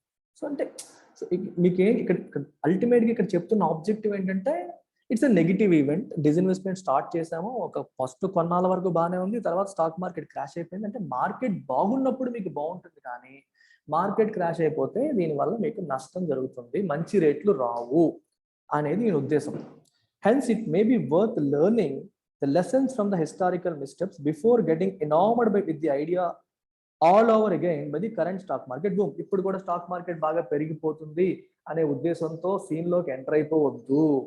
ఇంతకుముందు కూడా అలాగే స్టాక్ మార్కెట్ బూమ్ అవుతుందని చెప్పి దిగిపోయారు, ఆ తర్వాత సడన్ గా క్రాష్ అయిపోయింది. అందుకే ఇప్పుడు కూడా మీరు అలాగే స్టాక్ మార్కెట్ బాగా పెరుగుతుంది కదా అని చెప్పి ఎనామర్డ్ అంటే to fall in love with. అర్థమైందా? ఈ ఐడియాతో మీరు ప్రేమలో పడిపోకండి, ఐడియా చూసి మెస్మరైజ్ అయిపోకండి. దానివల్ల ఇప్పుడు బాగుంది కదా అని చెప్పి మీరు దిగిపోతే తర్వాత బాధపడతారు. యాజ్ మెనీ హ్యావ్ అప్రహెండెడ్, అందరూ భయపడుతున్నట్టుగా, currently high stock prices seem like a bubble. ఒక బబుల్లా ఉంది. బబుల్ ఎనీ టైం బర్స్ట్ అయిపోవచ్చు. ఇది ఒక బొడగా, ఇది ఏ రోజైనా బర్స్ట్ అయిపోవచ్చు, ఎప్పుడైనా స్టాక్ ప్రైసెస్ పడిపోవచ్చు. With height and uncertainties in the global financial market. ప్రపంచవ్యాప్తంగా చాలా అన్సర్టనిటీస్ ఉన్నాయి, ఇది ఎప్పుడైనా పడిపోవచ్చు, అలాగే పెరిగిపోతుంది మనం చెప్పలేము. అందుకని స్టాక్ మార్కెట్స్ లింక్ అయిన ప్రాజెక్ట్స్ పెట్టుకుంటే గవర్నమెంట్కి తలనొప్పులే తప్పితే ఉపయోగం లేదు అని దీని అర్థం. With the US Fed committed to reducing its assets purchase program known as quantitative easing, the hot money inflow that has fueled Indian stock prices may dry up, throwing nasty surprises. Assets purchase program ni US Fed ఏమో తగ్గించుకుందాం అనుకుంటుంది. Asset purchase అంటే ఇక్కడ financial asset purchases అంటే ఇప్పుడు ఎవరైనా bond issue చేశారనుకోండి, government బ్యాంకే కొనింది అనుకోండి, సో అసెట్ పర్చేజ్ చేసినట్టే కదా, సో వాళ్ళకి డబ్బులు వస్తాయి. మీరు ఒకటి గుర్తుపెట్టుకోండి, జస్ట్ రిమెంబర్ వన్ థింగ్, ఇది బ్రాడ్ పర్స్పెక్టివ్లో మీరు థింక్ చేయాలి. ఇది central bank if it purchases something, just think about it, ఇంకేముందో పర్చేస్ చేస్తుంది అంటే మనీ ఫ్లో ఎటు నుంచి ఎటు వెళ్తుందో ఆలోచించండి. నువ్వు కొనేటప్పుడు నువ్వేం చేస్తావు, మనీ ఇవ్వాలి కదా, so money flows out of the bank, it flows out of the bank into system. అర్థమైందా? మనీ అనేది సెంట్రల్ బ్యాంక్ నుంచి సిస్టంలోకి వచ్చింది అంటే వాళ్ళు పర్చేస్ చేస్తుంటే there will be more money in the system, అంతే గుర్తుపెట్టుకోండి. ఇక్కడ ఏమంటున్నారు, పర్చేజెస్ తగ్గించుకుందాం అనుకుంటున్నారు. పర్చేజెస్ తగ్గించుకుంటే ఈ మనీ ఫ్లో ఏమవుతుంది, అది కూడా తగ్గిపోతుంది. when they decide to cut down the purchases, money flow will also go down. వాళ్ళు ఎప్పుడైతే తగ్గించుకుంటారో మనీ ఫ్లో కూడా తగ్గిపోతుంది, సిస్టంలో మనీ ఫ్లో కూడా తగ్గిపోతుంది. మనీ ఫ్లో ఉంటేనే కదా వాళ్ళేమో ఆ డబ్బు తీసుకొచ్చి స్టాక్ మార్కెట్లోనూ అక్కడెక్కడ పెట్టడానికి వస్తారు. ఇక్కడ కూడా అంతే. ఈ అమెరికా వాళ్ళు ఎప్పుడైతే సెంట్రల్ బ్యాంక్ అనేది పర్చేస్ ప్రోగ్రామ్ తగ్గించుకుందామని డిసైడ్ అయిందో, సిస్టంలో వచ్చే మనీ అనేది తగ్గిపోతుంది. There are so many concepts here. ఒక్కొక్క కాన్సెప్ట్కే అరగంట గంట చెప్పాల్సి ఉంటుంది, బట్ అలా చెప్తే ఈ రోజంతా చెప్పేటట్టు ఉంటుంది. సో నేనేం చేస్తానంటే మీకు పైన ఒక బ్రీఫ్ అండర్స్టాండింగ్ ఇస్తూ వెళ్తున్నాను. రెగ్యులర్ క్లాసెస్లో we deal with each concept in a much more detailed manner. ప్రతి ఒక్క దాని గురించి 15 minutes 20 minutes అరగంట సేపు మాట్లాడతాం. Although I would like to do it now, but there are so many things. ఇప్పటికే చాలా టైం అయిపోయింది, సో మీరు కూడా టైం వేస్ట్ అయిపోతా ఉంది. But I give you big picture ఇస్తాను, మీరు మైండ్లో పెట్టుకోండి. ఎప్పుడైనా గుర్తుపెట్టుకోండి, if central bank is purchasing, that means there is more money getting into the market. If the central bank is selling, that means it is sucking liquidity out of market. Central bank అమ్మేస్తుంది అనుకోండి, మార్కెట్లో liquidity మరి ఉండదు. Central bank కొంటుంది అనుకోండి, మార్కెట్లోకి liquidity వస్తుంది, money వస్తుంది. So అలా వచ్చిన మనీ ఏమవుతుంది, విదేశాల నుంచి చాలా మంది ఇలా వస్తున్న ఎక్స్ట్రా డబ్బులంతా ఏం చేస్తున్నారు, they are investing in Indian stock market. Invest చేస్తున్నారు. అందుకే మనకి ఎఫ్పిఐ అంటారు, ఫారెన్ పోర్ట్ఫోలియో ఇన్వెస్ట్మెంట్స్, విదేశీ పెట్టుబడులు. మీకు ఎఫ్డిఐ అంటాం, విదేశీ ప్రత్యక్ష పెట్టుబడులవి. ఇది ఎఫ్పిఐ, పోర్ట్ఫోలియో ఇన్వెస్ట్మెంట్ అనేది మీకు స్టాక్ మార్కెట్లోను బాండ్ మార్కెట్లోను పెట్టేది. విదేశీయులు మన దేశంలో ఉన్న స్టాక్స్లో, మన దేశంలో ఉన్న బాండ్స్లో పెట్టే దాన్ని మనం ఎఫ్పిఐ అంటాం. ఇవి ఈ మధ్యన పెరిగాయి బాగా. ఎందుకు పెరిగాయి అంటే విదేశాల్లో ఇగో ఈ గవర్నమెంట్ అసెట్ పర్చేస్ ప్రోగ్రామ్ చేయడం ద్వారా. మీకు ఒక ఎగ్జాంపుల్ చెప్తాను. లెట్స్ సే ఇది యుఎస్ యొక్క federal bank. let us assume this is a company, వీళ్ళకి ఒక బాండ్ ఉంది అనుకోండి. Let's say they have a bond. ఈ ఫెడరల్ రిజర్వ్ ఏమో ఈ బాండ్ని కొనేసింది అనుకోండి. ఇది ఒక అసెట్టే కదా, ఇట్స్ ఎ ఫైనాన్షియల్ అసెట్. ఇది అసెట్, ఈ కంపెనీ యొక్క అసెట్ ఇది. ఫెడరల్ రిజర్వ్ ఏమో బాండ్ కొన్నది. మరి బాండ్ కొన్నదంటే అర్థం ఏంటి, it will give it's money, డబ్బులు ఇస్తుందిగా, డబ్బులు ఇచ్చేగా కొంటారు. సో కంపెనీకి ఏమొచ్చింది, ఇప్పుడు మనీ వచ్చింది. ఇలా వచ్చిన మనీ వీళ్ళు ఏం చేస్తారంటే, నాకు ఎక్కడ పెడితే ఎక్కువ డబ్బులు వస్తాయో ఆలోచించుకుంటారు. వాళ్ళు ఇండియాకి వస్తున్నారు, ఎస్పెషల్లీ ఇండియాకి వచ్చి ఇండియన్ స్టాక్ మార్కెట్లో ఇన్వెస్ట్ చేస్తున్నారు. ఇలా వస్తున్న మనీ అంతా తీసుకొచ్చి ఇండియన్ స్టాక్ మార్కెట్ ఇన్వెస్ట్ చేస్తున్నారు. ఇలా ఎక్కువ మంది ఇండియన్ స్టాక్ మార్కెట్లో ఇన్వెస్ట్ చేయడం వల్ల ఏమవుతుంది, స్టాక్స్కి డిమాండ్ పెరిగిపోతుంది. స్టాక్స్కి ఒకటే స్టాక్ ఉంది, 10 మంది కొనడానికి వచ్చారు, ఏమవుతుంది, డిమాండ్ పెరిగి స్టాక్ ప్రైసెస్ పెరిగిపోతాయి. అలా ప్రైసెస్ పెరిగిపోతూ వచ్చాయి. అలా పెరిగిపోతూ రావడాన్నే బబుల్ ఫామ్ అయింది అంటాం. ఇది ఎక్కువ రోజులు ఉండదు. వీడు ఎప్పుడైతే మళ్ళీ లాస్ అవుతాం అనుకుంటాడో వాడు వెంటనే అమ్మేస్తాడు. అలాంటి మనీని హాట్ మనీ అంటారు. షార్ట్ టర్మ్ ప్రాఫిట్స్ కోసం చూసే మనీని హాట్ మనీ. అది లాంగ్ టర్మ్ కాదు. వాడు ఈరోజు ఈ స్టాక్ ప్రైస్ కొనేసి ఎక్కువ కాలం ఉంచడం, ప్రాఫిట్ కోసం చూసుకుంటాడు. ప్రాఫిట్ వచ్చింది అనగానే అమ్మేస్తాడు. సో ఎన్ని రోజులు ఉంచుతాడో గ్యారెంటీ లేదు. ఈ మనీ ఎన్నాళ్ళు ఉంటుందో ఎవరికీ తెలియదు, ఇది hot money, this is not cold money అని చెప్పి అంటున్నారు.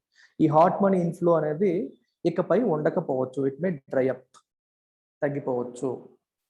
ఎందుకంటే మరి ఇంకా అక్కడ వీళ్ళు అసెట్ పర్చేస్ ప్రోగ్రామ్ తగ్గించుకుంటున్నారు కాబట్టి ఇంకా ఫర్దర్ మనీ ఉండకపోవచ్చు. ఇలా మీకు మనీ సప్లై అనేది తగ్గిపోతుంది, మనీ సప్లై తగ్గిపోయేసరికి డిమాండ్ తగ్గిపోతే స్టాక్ ప్రైసెస్ కూడా క్రాష్ అయ్యే అవకాశం ఉంది అని అర్థం. In 2021, the economy contracted by 8% due to the pandemic and lockdown, as in the annual report of RBI. 8% మనది కాంట్రాక్ట్ అయింది. The current year is at best likely to regain the pre-pandemic GDP level. ఇప్పుడు ఇయర్లో pre pandemic అంటే ఎంత pandemic రాకముందు ఎంతైతే GDP ఉండదో, growth ఉందో ఆ లెవెల్కి మనం రీచ్ అయ్యేలా ఉన్నాం. Aggregate saving and investment rates have contracted. Savings rates తగ్గిపోయి, ఇన్వెస్ట్మెంట్ రేట్స్ కూడా తగ్గిపోయాయి. The stock market is however booming. అయినా సరే స్టాక్ మార్కెట్ బూమ్ అవుతుంది. చూడండి, జనాల చేతుల్లో డబ్బులు లేవు, జనాల చేతుల్లో ఎక్కువగా మనీ లేదు, ఇన్వెస్ట్మెంట్ తగ్గిపోయింది, సేవింగ్స్ తగ్గిపోయి, అయినా సరే స్టాక్ మార్కెట్ బూమ్ అవుతుంది. డాన్సింగ్ ఎందువల్ల? Foreign capital inflows. ఎక్కువగా ఫారెన్ కంపెనీస్ నుంచి వస్తున్న షార్ట్ టర్మ్ క్యాపిటల్ ఇన్ఫ్లోస్ వల్ల బూమ్ అవుతుంది. మన దేశంలో ఉన్న వాళ్ళ దగ్గర ఎక్కువ డబ్బులు ఉండి కాదు, మన దేశంలో వాళ్ళు లాంగ్ టర్మ్ ఇన్వెస్ట్ చేస్తారు. ఈ ఫారిన్ క్యాపిటల్ అనేది కూడా కొంతకాలమే ఉంటుంది, వాళ్ళు ప్రాఫిట్ ఉంటే ఉంటారు, లేకపోతే వెంటనే పారిపోతారు. So dancing to the tunes of short term foreign capital inflows with little connection with the real economy. Economy బాగాలేదు కానీ స్టాక్ మార్కెట్ పెరిగిపోతుంది, కనెక్షన్ లేదు. ఎకానమీ ఏమో బాగాలేదు కానీ స్టాక్ మార్కెట్ పెరిగిపోతుంది. ఎందుకని పెరిగిపోతుందంటే ఈజీ మనీ, ప్రపంచ దేశాలు అన్ని చోట్ల వడ్డీ రేట్లు తగ్గించడాలు, ఇలా రకరకాల కారణాల వల్ల బాండ్స్ అనేవి అట్రాక్టివ్గా లేవు. బాండ్ మార్కెట్లో పెడితే ఎక్కువ వడ్డీ రావట్లేదు కాబట్టి వీళ్ళందరూ కూడా డబ్బులు తీసుకొచ్చేసి ఇక్కడ మన ఇండియన్ స్టాక్ మార్కెట్లో పెడుతున్నారు కాబట్టి మనకి పెరుగుతున్నాయి. Given it's distressed state, economy పరిస్థితి ఏమీ బాగాలేదు కాబట్టి asset monetisation effort appears nothing short of a fire sale. ఇలా ఎకానమీ బాగాలేని టైంలో మీరు అమ్మడం అనేది ఫైర్ సేల్ కింద, డిస్ట్రెస్ సేల్ కింద లెక్క, మీకు మంచి ధర పలకదు అని దీని అభ్యాసం. సో మరి ఇప్పుడు ఏం చెప్తాడు వీడు? ఇతను ఏమంటారు? రెండు కూడా కరెక్ట్ కాదు అంటున్నారు. ఒకటేమో పబ్లిక్ ప్రైవేట్ పార్ట్నర్షిప్ మోడల్ పనిచేయలేదు సరిగ్గా, ఈ ట్రస్ట్ మోడల్ పనిచేయట్లేదు, మరి ఇప్పుడు మీరు అసెట్ మానిటైజేషన్ చేయొద్దు అని చెప్పి అంటున్నారు. మరి అసెట్ మానిటైజేషన్ చేయొద్దు, మరి డబ్బులు ఎలా వస్తాయి? లెట్ us see ఈయన ఇస్తున్న అదర్ సొల్యూషన్స్ అంటే చూద్దాం. Thus it seems unwise to anchor the acutely needed investment revival strategy on a discredited PPP model or on fickle foreign institutional investors investment in a frothy stock market. Anchor అంటే మీకు ఒక షిప్కి చూడండి, ఒక ship ఎప్పుడన్నా ఒక పడవ చూసారా? పడవని ఒడ్డుని ఏం చేస్తారు? ఒకదానికి కడతారు కదా తాడుతో. పడవ నీటిలో కదిలిపోకుండా ఉండడానికి ఏం చేస్తారు? తాడుతో కడతారు. దీన్ని యాంకర్ అంటారు. యాంకర్ అంటే టు గివ్ సపోర్ట్ అనమాట. అది కదిలిపోకుండా దానికి డైరెక్షన్ ఇవ్వడానికి ఇచ్చే సపోర్ట్ మనం యాంకర్ అంటాం. అలాగే ఇప్పుడు మనకు అవసరమైన ఇన్వెస్ట్మెంట్ రివైవల్ స్ట్రాటజీ, ఈ స్ట్రాటజీని ఈ పీపీపీ మోడల్ మీదో లేకపోతే ఎఫ్ఐఐ ఇన్వెస్ట్మెంట్ మీదో ఆధారపడడం కరెక్ట్ కాదు. స్టాక్ మార్కెట్ లింక్ చేయడం, ఈ పబ్లిక్ ప్రైవేట్ పార్ట్నర్షిప్ మోడల్లోకి వెళ్ళి మీరు వెళ్ళడం, దీనివల్ల మంచి జరగదు, దాని సపోర్ట్ తీసుకోవడం కరెక్ట్ కాదని చెప్పి ఈ ఆధార్ అంటున్నాడు. మరి ఏమంటాడు ఈయన? ఫ్రోతి అంటే ఫోమ్ తెలుసు కదా మీకు, బబ్లీగా ఉండేది. ఫోమీ అంటే ఎప్పుడు ఎలా ఉంటుందో తెలియదు, క్లియర్గా లేదు, బబుల్స్ పోతాయి, స్టాక్ మార్కెట్ బస్ట్ అయిపోద్ది అనే సెన్స్ లో రాశాడు. Instead of asset monetisation, why not monetise debt? అప్పు తీసుకోవచ్చు కదా. మానిటైజ్ డెట్ అంటే అప్పుని చెప్తాను. ఇది సెంట్రల్ బ్యాంక్, ఇది government of India. Government of India can issue bonds directly to central bank, and central bank gives money to government. దీన్ని monetisation అంటాం. దీన్ని ఏమంటాం? డెట్ మానిటైజేషన్ అంటాం. అయితే ఇది అఫీషియల్గా డైరెక్ట్గా సెంట్రల్ బ్యాంక్ ఇవ్వడం అనేది నాట్ అలౌడ్. ఇది నాట్ అలౌడ్ అనమాట. అందుకని ఏం చేస్తుంది government of India? It will issue bonds in the open market. డైరెక్ట్గా రిజర్వ్ బ్యాంక్ ఇష్యూ చేయదు, బయట ఇష్యూ చేస్తుంది. ఓపెన్ మార్కెట్లో ఇగో ఇన్ని బాండ్స్ ఇష్యూ చేస్తుంది. రిజర్వ్ బ్యాంకు బయట నుంచి కొంటారు వాటిని, డైరెక్ట్గా ఇద్దరు అగ్రిమెంట్ చేసుకోకుండా they by it from the market. Reserve bank కొనాలంటే రిజర్వ్ బ్యాంక్ దగ్గర డబ్బులు ఎక్కడ ఉంటాయి? It will print. డబ్బులు లేనప్పుడు ప్రింట్ చేస్తారు, ప్రింట్ చేసేసి కొండం, లేకపోతే వేరే అమ్మేసి కొండం. గవర్నమెంట్ ఇష్యూ చేసే బాండ్స్ ని బయట వాళ్ళతో పాటు రిజర్వ్ బ్యాంక్ కూడా కొనేయడం అనమాట. దీన్ని మానిటైజేషన్ ఆఫ్ డెట్ అంటాం. సింపుల్ గా చెప్పాలంటే అప్పు చేసుకోవడం. మానిటైజేషన్ ఆఫ్ డెట్ అంటే అర్థం ఏంటి? అప్పు. డెట్ అంటే అప్పేగా. ఆస్తులు అమ్ముకోవడం ఎందుకు, అప్పు చేసుకోవచ్చు కదా అంటాడు ఈయన. అది స్టాక్ మార్కెట్కి వెళ్తానంటూ అక్కడికి వెళ్తానంటూ ఆస్తులన్నీ అమ్మేసుకునే బదులు మీరు అప్పు చేయొచ్చు కదా అని ఈయన సలహా. డెట్ మానిటైజేషన్ చేయొచ్చు కదా with committed borrowing from market and the central bank. Market నుంచి కొంతమంది కొనే వాళ్ళు కొంటారు, సెంట్రల్ బ్యాంక్ కూడా కొనేది కొంటుంది. With the financial system flush with liquidity with no takers for bank credit, why not finance the proposed investment as envisaged in the budget by government borrowing. ఇప్పుడు బ్యాంకుల దగ్గర డబ్బులు లేవంటే కావాల్సినంత లిక్విడిటీ ఉంది, కానీ కార్పొరేట్లు ఎవరు లోన్లు తీసుకునే వాళ్ళు లేరు, వీళ్ళు కూడా ఎవరికి ఇవ్వట్లేదు. సో డబ్బులు లేవు అనే పరిస్థితి లేదు. ఇనఫ్ క్యాష్ ఫినాన్షియల్ సిస్టంలో ఉంది. మరి ఆ డబ్బును ఉపయోగించవచ్చు కదా, ఆ డబ్బులు మీరు ఉపయోగించవచ్చు కదా. మీరు బాండ్స్ ఇష్యూ చేశారనుకోండి, బ్యాంకులే కొంటాయి మీ దగ్గర బాండ్స్, బ్యాంకులన్నీ బాండ్స్ కొంటాయి, సెంట్రల్ బ్యాంక్ బాండ్స్ కొంటది. సో ఆ డబ్బులన్నీ మీ దగ్గరికి వస్తాయి. ఆ డబ్బులు మీరు ఉపయోగించి ఇన్ఫ్రాస్ట్రక్చర్ మీరే ఫండ్ చేయండి, ఎందుకు ప్రైవేట్ వారి మీద ఆధారపడటం అంటారు. అయితే యూజువల్ అబ్జెక్షన్స్ ఏంటి ఇలాంటి బారోయింగ్కి? ఒకటి 3 రకాల objections: cost of borrowing, crowding out, మూడోది ఇన్ఫ్లేషనరీ థ్రెట్. గవర్నమెంట్ ఒకేసారి ఇన్ని బాండ్స్ ఇష్యూ చేసినప్పుడు ఏమవుతుందంటే బాండ్స్కి సప్లై పెరిగిపోతుంది. సప్లై పెరిగిపోతుంది. నీకు సప్లై పెరిగినప్పుడు బాండ్ వాల్యూ పడిపోతుంది, ఆర్ ఇంట్రెస్ట్ రేట్ పెరిగిపోతుంది. చూడండి, ఎక్కువ మంది, మీకు సింపుల్ ఎగ్జాంపుల్ చెప్తాను. నేనున్నాను, నా దగ్గర డబ్బులు ఉన్నాయి, నా దగ్గర అప్పు కోసం ముగ్గురు వచ్చారు. ముగ్గురు నాకు డబ్బులు కావాలని అడిగారు. ఎక్కువ మంది వచ్చినప్పుడు నేను ఏం చేస్తాను, వాళ్ళకి కాంపిటీషన్ ఉంటుంది కాబట్టి నేను వడ్డీ రేట్లు పెంచుతాను, అంతేనా? నాకు కాంపిటీషన్ ఉంది కాబట్టి నేను ఎక్కువ వడ్డీ ఇవ్వండి. ఇతనేమో 8% ఇస్తాను సార్ అంటే, ఇటు 9 అంటాడు, ఇతను 10 అంటాడు. వాళ్ళకి పోటీ అవ్వడం వల్ల మనం వడ్డీ రేట్లు అనేవి పెరిగిపోతాయి. ఇప్పుడు గవర్నమెంట్ కూడా అంతే, ఒకేసారి ఎక్కువ మోతాదులో అప్పు తీసుకోవడానికి గవర్నమెంట్ వచ్చింది, ఇంకోవైపు ప్రైవేట్ వాళ్ళు వస్తూ ఉంటారు. దీనివల్ల ఏమవుతాయి, వడ్డీ రేట్లు పెరిగిపోయే అవకాశం ఉంటుంది. అదే రాశారు, కాస్ట్ ఆఫ్ బారోయింగ్ పెరిగిపోతుంది. కాస్ట్ ఆఫ్ బారోయింగ్ పెరిగి, everything is supply and demand, everything is dependent on supply and demand. మనందరికీ తెలిసిందే, ప్రజల దగ్గర ఉన్న క్యాష్ అనేది లిమిటెడ్. ఈ ప్రజల దగ్గర ఉన్న క్యాష్ దగ్గరే కదా మనం బారో చేయాలనుకుంటున్నాం. ఇది limited cash and government wants to borrow via issuing bonds. Bonds issue చేయడం ద్వారా గవర్నమెంట్ బారో చేద్దాం అనుకుంటాం. మరి ఈ క్యాష్కి తగ్గట్టుగా బాండ్స్ ఇష్యూ చేస్తే పర్లేదు. ఎక్కువ బాండ్స్ ఇష్యూ చేశారనుకోండి, ఎక్కువ సప్లై వచ్చేసింది, ఎక్కువ మంది డబ్బుల కోసం ఫైట్ చేస్తారని అర్థం. ఎక్కువ మంది డబ్బుల కోసం ఫైట్ చేసినప్పుడు ఏమవుతుంది, డిమాండ్ పెరిగిపోతుంది. డిమాండ్ పెరిగి ఇంట్రెస్ట్ రేట్స్ పెరిగిపోతాయి, వడ్డీ రేట్. ఎవరు ఎక్కువ వడ్డీకి ఇస్తే నేను అందులో పెడతానంటారు పీపుల్. ఎంతమంది ఉన్నారు, నాకు ఆప్షన్స్ ఎక్కువైపోయాయి, నాకు ఎవడు ఎక్కువ ఇస్తే అందులో పెడతానంటారు. ఈ రకంగా వడ్డీ రేట్లు పెరుగుతాయి. సో గవర్నమెంట్కి కాస్ట్ ఆఫ్ బారోయింగ్ పెరుగుతుంది. వడ్డీ రేట్లు పెరిగితే గవర్నమెంట్కి ఏమవుతుంది, కాస్ట్ ఆఫ్ బారోయింగ్ పెరుగుతుంది అనేది ఒక అబ్జెక్షన్. రెండో అబ్జెక్షన్ ఏంటి, crowding out of private investment.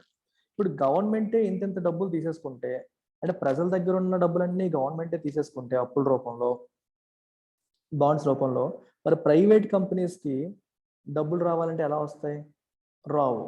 ఎందుకంటే ప్రైవేట్ వాడు గవర్నమెంట్ వాడు ఒకేసారి బాండ్ ఇష్యూ చేస్తే గవర్నమెంట్ బాండ్స్ కొంటాం, ప్రైవేట్ బ్యాంక్స్ కొనం. సో ప్రైవేట్ వాడి చేతిలో డబ్బులు రావు కాబట్టి వాడు ఇన్వెస్ట్మెంట్ చేయడు.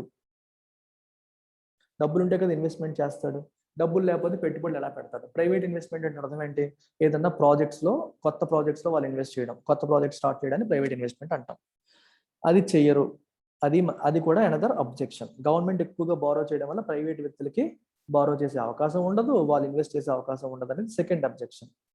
థర్డ్ అబ్జెక్షన్ ఏంటంట, ఇన్ఫ్లేషనరీ థ్రెట్. ఇన్ఫ్లేషన్ కూడా పెరిగిపోవచ్చు కదా. ఇంత డబ్బులు ఇప్పుడు గవర్నమెంట్ బారో చేయడమే కాదు, బారో చేసిన డబ్బులన్నీ గవర్నమెంట్ ఏం చేస్తుంది, మళ్ళీ ఖర్చు పెడుతుంది, విపరీతంగా ఖర్చు పెడుతుంది. కాబట్టి ఇంత డబ్బులు గవర్నమెంట్ ఖర్చు పెడితే అది ఇన్ఫ్లేషన్కి, ఇంకా ఫర్దర్ ఇన్ఫ్లేషన్కి దారి తీయొచ్చు కదా అనేది ఒక క్వశ్చన్. గవర్నమెంట్ ఖర్చు పెడుతుందని అర్థం ఏంటి, వస్తువులకి డిమాండ్ పెరుగుతుంది. If someone is purchasing, demand for goods goes up. Demand పెరుగుతుంది కాబట్టి అది ఇన్ఫ్లేషన్కి దారి తీయొచ్చు అనేది 3 అబ్జెక్షన్స్. అది ఈ 3 అబ్జెక్షన్స్ కూడా ఈయన హ్యాండిల్ చేశాడు. అవి పెద్ద అబ్జెక్షన్స్ ఏం కాదు అని చెప్తున్నాడు. ఎలాగో చూడండి. The RBI's annual report shows the weighted average cost of central government borrowings in 2020-21 was 5.8%. 2020-21లో గవర్నమెంట్ యొక్క బారోయింగ్ యొక్క యావరేజ్ కాస్ట్ ఆఫ్ బారోయింగ్ ఎంత అంటే, గవర్నమెంట్ పే చేస్తున్న ఇంట్రెస్ట్ రేట్ ఎంత యావరేజ్ గా 5.8%. ఇన్ఫ్లేషన్ ఎంత ఉంది, 6.2% ఉంది సిపిఐ కంబైన్ ప్రకారం. సో ఓవరాల్గా 0.4% కదా negative interest rate.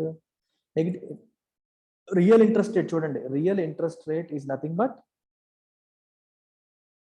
Interest rate minus inflation. Interest rate minus inflation is real interest. Interest rate ఏమో 5.8 ఉంది, ఇన్ఫ్లేషన్ ఏమో 6.2, అంటే -4.4%. ఇన్ రియాలిటీ మనకి వడ్డీ ఏమో పడట్లేదు, నెగిటివ్ ఇంట్రెస్ట్ రేటే ఉంది. సో వడ్డీల గురించి వర్రీ అవ్వాల్సిన అవసరమే లేదు అంటే, నెగిటివ్ ఇంట్రెస్ట్ రేట్ మనకు ఉంది, అసలు వర్రీ అవ్వాల్సిన అవసరమే లేదు అనేది ఉద్దేశం. ఇట్ ఈస్ స్టిల్ అతి తక్కువ వడ్డీకి మనకి దొరికేస్తుంది, మీరు ఎందుకు వర్రీ అవుతారు? సో కాస్ట్ ఆఫ్ బారోయింగ్ గురించి వర్రీ అవ్వకండి. Second thing, chances of crowding out private investments are remote with liquidity overhang in the market.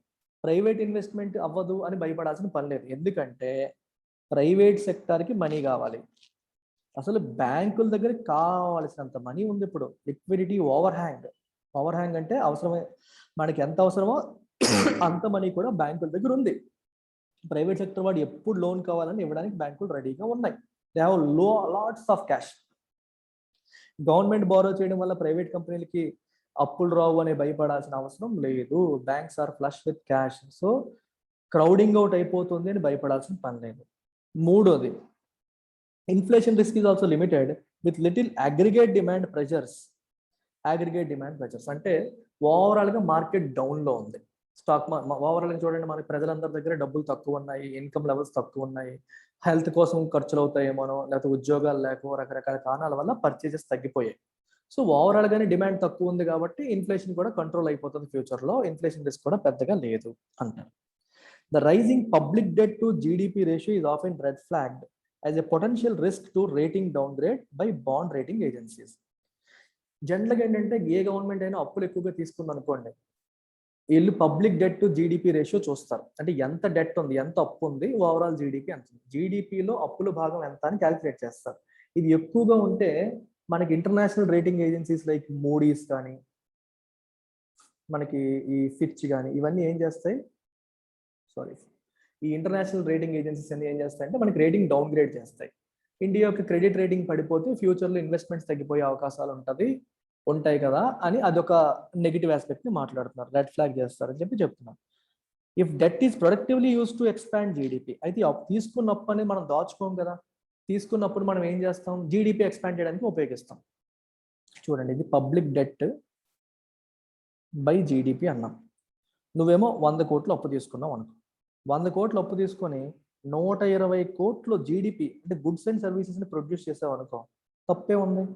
Numerator పెరిగినప్పటికీ denominator ఇంకా ఎక్కువ పెరిగింది కదా, అర్థమైందా? అసలు అదే చెప్పాడు, debt is productively use to expand GDP అంటే అర్థం అదే. నువ్వు తీసుకున్నప్పుడు బాగా ఉపయోగించి జీడిపిని ఇంక్రీజ్ చేస్తే రేషియో తగ్గిపోతుంది కదా అంటాడు. సచ్ రిస్క్ మినిమల్, ఆ రిస్క్లు అనేవి పెద్దవి కాదు, మినిమల్ అయిపోతాయి. More over, rising external debt by fickle portfolio investors perhaps carries a greater risk to external instability. Fickle అంటే ఒక స్టేబుల్ గా లేని వాళ్ళు, పోర్ట్ఫోలియో ఇన్వెస్టర్స్ అంటే మన స్టాక్ మార్కెట్ లో పెట్టేవాళ్ళు. ఇప్పుడు బయట దేశం, ఇందాకే చెప్పాను, విదేశీ పెట్టుబడిదారులు ఎక్కువగా మన దేశం యొక్క స్టాక్ మార్కెట్ లో ఇన్వెస్ట్ చేస్తున్నారు. వాళ్ళు ఎక్కువ అయిపోవడం వల్ల రిస్క్ ఎక్కువ ఉంటుంది. వాళ్ళు ఎప్పుడు ఉంటారో ఎప్పుడు ఊడిపోతారో తెలియదు. వాళ్ళు సడన్ గా వెళ్ళిపోయారు అనుకోండి, స్టాక్ మార్కెట్స్ ఒక్కసారిగా క్రాష్ అయిపోతాయి, మనకి ఎక్స్టర్నల్ ఇన్స్టెబిలిటీ వచ్చే అవకాశం ఉంటుంది అనేది ఇక్కడ ఉద్దేశం. Foreign portfolio investment has sky rocketed, ఒక్కసారిగా ఆకాశాన్ని అంటింది అంటాం కదా, 6800% పెరిగిపోయింది 2020-21లో. లాస్ట్ ఇయర్తో పోలిస్తే $38 బిలియన్ పెరిగింది. దీనివల్ల ఏంటంటే రిస్క్ ఇంకా పెరిగిపోతుంది, ఎందుకంటే సడన్ గా ఇవి వెళ్ళిపోయే అవకాశాలు ఉంటాయి, మరి మొత్తం మనం రిస్క్ లో పడిపోయే ఛాన్సెస్ ఉంటాయి అని చెప్పి అంటున్నారు. ఇన్ పర్స్పెక్టివ్, సో అన్నిటిని ఇన్ పర్స్పెక్టివ్ అంటే in relation to all others, అన్నిటిని దృష్టిలో పెట్టుకొని ఆలోచిస్తే, to sum up, NMP is an ambitious retail sale or lease of revenue yielding public capital projects with the potential threats of allegations of corruption and cronyism derailing the process to revive investment demand and to halt the economic decline. Investment demand revive చేయడానికి, economic decline ఆపడానికి government అనుకున్న asset monetisation programme అనేది ఒక retail sale లాంటిది. దీంట్లో మళ్ళీ corruption allegations వస్తాయి, వాళ్ళకి సంబంధించిన వాళ్ళకి ఇచ్చేసుకున్నారు, వాళ్ళకి సంబంధించిన వాళ్ళతో కాంట్రాక్ట్ చేసుకున్నారు అన్న మాట వస్తుంది. క్రోనియిజం అంటే వాళ్ళకి సంబంధించిన వాళ్ళని ఇంపార్టెంట్ పొజిషన్స్ లో పెట్టుకోవడం, వాళ్ళకి తెలిసిన వాళ్ళకి కాంట్రాక్ట్లు ఇచ్చుకోవడం, అంటే politicians business man relation maintain చేసుకునే పరిస్థితులు వచ్చే అవకాశాలు ఉంటాయి, కరప్షన్ జరిగే అవకాశాలు కూడా చాలా ఎక్కువగా ఉంటాయి. సో ఇది ఒక రిటైల్ సేల్ లాంటిది, ఉన్న ప్రొడక్ట్లన్నీ అమ్ముకోవడం లాంటిది, ఇది కరెక్ట్ కాదు. The main instruments proposed for implementing NMP are public private partnerships and stock market based investment trust. ఇది ఆల్రెడీ మాట్లాడారు. పిపిపి మోడల్ ఐఎన్వి ఐటీని ప్రపోజ్ చేశారు. రెండింటికి కూడా షార్ట్ కమింగ్స్, లోపాలు ఉన్నాయి. యాజ్ ఎక్స్పీరియన్స్ డిమాన్స్ట్రేట్, ఎక్స్పీరియన్స్ మనకి ఇంతకుముందు చెప్పింది, రెండిట్లో కూడా లోపాలు ఉన్నాయి. The NMP document seems silent on how to overcome past mistakes. ఇంతకుముందు జరిగిన తప్పుని ఎలా ఓవర్కమ్ చేయాలనే విషయంలో ఎన్ఎంపి డాక్యుమెంట్ లో క్లారిటీ లేదు, అది సైలెంట్ గా ఉంది, నిశ్శబ్దంగా ఉంది, విషయం చెప్పలేదు. Hence NMP appears like a fire sale. ఇది ఒక ఫైర్ సేల్, డిస్ట్రెస్ సేల్ లాంటిది, which may not help realise the best social value for public assets to kick start investment demand. Investment demand ని కిక్ స్టార్ట్ చేయడానికి, demand kick start చేయడం అంటే అర్థం ఏంటి? ప్రభుత్వం డబ్బుల్ని ఇన్వెస్ట్ చేయడం. ఇన్వెస్ట్మెంట్ చేయాలంటే డబ్బులు ఉండాలి. ఆ డబ్బులు చేయడం కోసం ఈ ఫైర్ సేల్, డిస్ట్రెస్ సేల్ చేయడం అనేది మంచిది కాదు. ఎందుకంటే ఎకానమీ బాగాలేదు, ఇలాంటి టైంలో మీరు ఉన్న అసెట్స్ అన్నింటినీ అమ్మేస్తే మీకు సరైన వాల్యూ రాదు. సరైన వాల్యూ రాకపోవడం వల్ల తక్కువ ధరకి అమ్మేసే పరిస్థితులు వస్తాయి. మీరు అనొచ్చు అమ్మడం కాదు మానిటైజ్ చేయండి. సరే, మానిటైజ్ చేసినా అమ్మినా ప్రజెంట్ పరిస్థితులు బాగాలేవు కాబట్టి మీకు సరైన ధర పలకదు. అది లెక్క. If reviving investment demand is quickly is the real goal. Investment demand revive చేయడమే మీ గోల్ అయితే, ఇన్వెస్ట్మెంట్ అంటే పెట్టుబడులు పెట్టేలా చేయడం, అది మీ నిజంగా మీ గోల్ అయితే, debt monetisation seems a better option. Asset monetisation కంటే డెట్ మానిటైజేషన్ అనేది బెటర్ ఆప్షన్ లా కనిపిస్తోంది. ఇది హోల్సేల్ బిజినెస్, ఎందుకంటే గవర్నమెంట్ హోల్సేల్ గా అప్పు తీసుకుంటది. మీరు ఒక్కొక్క వస్తువు ఇండివిజువల్ గా అమ్మే బదులు డైరెక్ట్ గా ఒకే చోట అప్పు తీసుకొని చేస్తుంది. With lower operating and transaction cost. Transactions చేయాల్సిన పని లేదు, ఆపరేటింగ్ కాస్ట్లు ఉండవు, ఎక్కువ మంది మనుషులు పెట్టాల్సిన అవసరం. డైరెక్ట్ గా బాండ్ ఇష్యూ చేస్తావు, డబ్బులు తీసుకుంటావు, ప్రాజెక్ట్ స్టార్ట్ చేసుకుంటావు. దీంట్లో అగ్రిమెంట్లు చేయాలి, పిపిపి మోడల్ అంటే కాంట్రాక్ట్స్లో అవి ఇవి, మళ్ళీ ఇవన్నీ చేయడానికి ఎవరో ఒక బ్యాంక్ అన్న పెట్టాలి, వాళ్ళకి ఫీజులు పే చేయాలి. It will be a huge cost to government అని చెప్పి అంటున్నాడు. ఇప్పుడు మనకి వడ్డీ రేట్లు కూడా బాగా తక్కువ ఉన్నాయి కాబట్టి ఇది బెస్ట్ ఆప్షన్ అని చెప్పి అంటాడు. With excess liquidity in the financial markets and low aggregate demand, the inflationary threat seems minimal. మార్కెట్లో లిక్విడిటీ ఎక్కువ ఉంది, అగ్రిగేట్ డిమాండ్ ఏమో తక్కువ ఉంది, ఇన్ఫ్లేషనరీ థ్రెట్ కూడా పెద్దగా లేదు. Such targeted borrowing, if quickly funneled into infrastructure investment projects, it could crowd in private investment, igniting a virtuous cycle of investment-led economic revival. ఇలాంటి borrowing ని మీరు ఇమీడియట్ గా ఇన్ఫ్రాస్ట్రక్చర్ ఇన్వెస్ట్మెంట్ లో పెట్టగలిగితే, ఇట్ కుడ్ క్రౌడ్ ఇన్ అంటే bring in, crowd in అంటే private investment ని తీసుకొస్తుంది, igniting a virtuous cycle of investment led economic revival అన్నారు. ఈ లాస్ట్ సెంటెన్స్ ఒకసారి చూడండి. లాస్ట్ సెంటెన్స్ ని మళ్ళీ ఎక్స్ప్లెయిన్ చేస్తున్నాను. క్రౌడింగ్ ఇన్ అంటే అర్థం ఏంటో చూడండి. ద క్రౌడింగ్ అవుట్ మాట్లాడాం, క్రౌడింగ్ ఇన్ దానికి ఆపోజిట్ అనమాట. ఇది గవర్నమెంట్ ఆఫ్ ఇండియా అనుకోండి. Government of India borrows heavily, విపరీతంగా బారో చేసింది ప్రజల దగ్గర. బారో చేసిన మనీని తీసుకొచ్చి ఏం చేసింది? It invested in infra projects invest చేసింది. మరి ప్రాజెక్ట్స్లో ఇన్వెస్ట్ చేసిందంటే అర్థం ఏంటి? ఇప్పుడు గవర్నమెంట్ డ్యామ్ కట్టాలనుకోండి, డ్యామ్ కట్టాలంటే ఎవరికి చెప్తుంది? ఎల్ఎన్టీ వాడికి చెప్తుంది, లేకపోతే ఏదో ఒక ఇన్ఫ్రా కంపెనీ చెప్తుంది. సో వీళ్ళకి ఏమొస్తుంది? ప్రాజెక్ట్స్ వస్తాయి. వీళ్ళకి ప్రాజెక్ట్స్ రావడం వల్ల they get money, right? So వీళ్ళు ఏం చేస్తారు? వాళ్ళు చాలా మంది ఎంప్లాయ్ చేస్తారు ప్రాజెక్ట్లో. మరి ఎంప్లాయ్ చేయాలి కదా, ఎంప్లాయ్ చేసినప్పుడు వాళ్ళకి ఏమొస్తాయి? శాలరీస్ వస్తాయి. So these people have money, these people also have money. When more and more people have money, they will buy products. ఇదొక సైకిల్ అమ్మా, గుర్తుపెట్టుకోండి. ఒకసారి మీకు రిపీట్ చేస్తాను చూడండి. వెరీ ఇంట్రెస్టింగ్, ఇది చాలా ఇంట్రెస్టింగ్ కాన్సెప్ట్. ఇది ఆల్రెడీ నేను చెప్పాను ఇంతకుముందు. క్రౌడింగ్ ఇన్లో ఏం జరుగుతుందంటే గవర్నమెంట్ వచ్చేసి మనీ తీసుకుంటుంది ప్రజల దగ్గర, అప్పు రూపంలో మనీ తీసుకుంటుంది. ఈ మనీ తీసుకొచ్చి రకరకాల ప్రాజెక్ట్స్లో ఖర్చు పెడుతుంది. అంటే రకరకాల ప్రాజెక్ట్ స్టార్ట్ చేస్తుంది. ఒక డ్యామ్ స్టార్ట్ చేస్తుంది, ఒక రోడ్ స్టార్ట్ చేస్తుంది. ప్రాజెక్ట్ స్టార్ట్ చేసినప్పుడు ఇట్ క్రియేట్స్ ఎంప్లాయ్మెంట్. చాలా మంది ప్రజలకి ఎంప్లాయ్మెంట్ వస్తుంది. ఎంప్లాయ్మెంట్ వచ్చినప్పుడు వాళ్ళకి శాలరీస్ వస్తాయి, దే గెట్ శాలరీస్. వీళ్ళకి శాలరీస్ వచ్చినప్పుడు ఏం చేస్తారు? They spend. డబ్బులు ఎవడన్నా దాచుకుంటాడా? దే స్పెండ్ చేసినప్పుడు ఏం చేస్తారు? They by. కొంటారు కదా, గుడ్స్ కొంటారు, వస్తువులు, బైక్ కొనొచ్చు, టీవీ కొనొచ్చు, ఏదన్నా కొనొచ్చు. సో దానివల్ల ఏమవుతాయి? సేల్స్ పెరుగుతాయి. సేల్స్ ఎప్పుడైతే పెరుగుతాయో ఈ private companies they will be motivated. బాగుంది, మన కంపెనీ పరిస్థితి బాగుంది, సేల్స్ పెరిగాయని చెప్పి దే స్టార్ట్ ఇన్వెస్టింగ్. వాళ్ళు కూడా డబ్బులు ఇన్వెస్ట్ చేసి కొత్త ప్రాజెక్ట్స్, కొత్త ఫ్యాక్టరీలు కట్టడం కానీ కొత్తవి చేయడం కానీ చేస్తారు. ఈ రకంగా ప్రైవేట్ ఇన్వెస్ట్మెంట్ పెరుగుతుంది. నీకు మార్కెట్ బిజినెస్ ఇప్పుడు చూడండి, ఎల్టెక్స్ క్లాసెస్లో వైజాగ్ ఆన్లైన్ ఫుల్ బిజినెస్ జరుగుతుంది అనుకోండి, ఎక్కువ మంది స్టూడెంట్స్ వస్తున్నారు అనుకోండి, నేనేమనుకుంటాను విజయవాడలో బ్రాంచ్ ఓపెన్ చేద్దాం, హైదరాబాద్లో బ్రాంచ్ ఓపెన్ చేద్దాం అని నేను అనుకోవచ్చు. బాగుంటేనే కదా చేస్తాను. ఇక్కడ కూడా అంతే, కంపెనీస్ వాళ్ళ ప్రొడక్ట్స్ అన్ని సేల్ అవుతూ ఉంటే వాళ్ళు కూడా ఇంకా ఫర్దర్ ఇన్వెస్ట్మెంట్ చేద్దామనే ఆలోచనకి వెళ్తారు. అదే రాశారు ఇక్కడ. అదే మీరు ఏం రాశారు, క్రౌడింగ్ ఇన్ ప్రైవేట్ ఇన్వెస్ట్మెంట్ అనే పదం. ప్రైవేట్ ఇన్వెస్ట్మెంట్ని క్రౌడింగ్ చేయొచ్చు.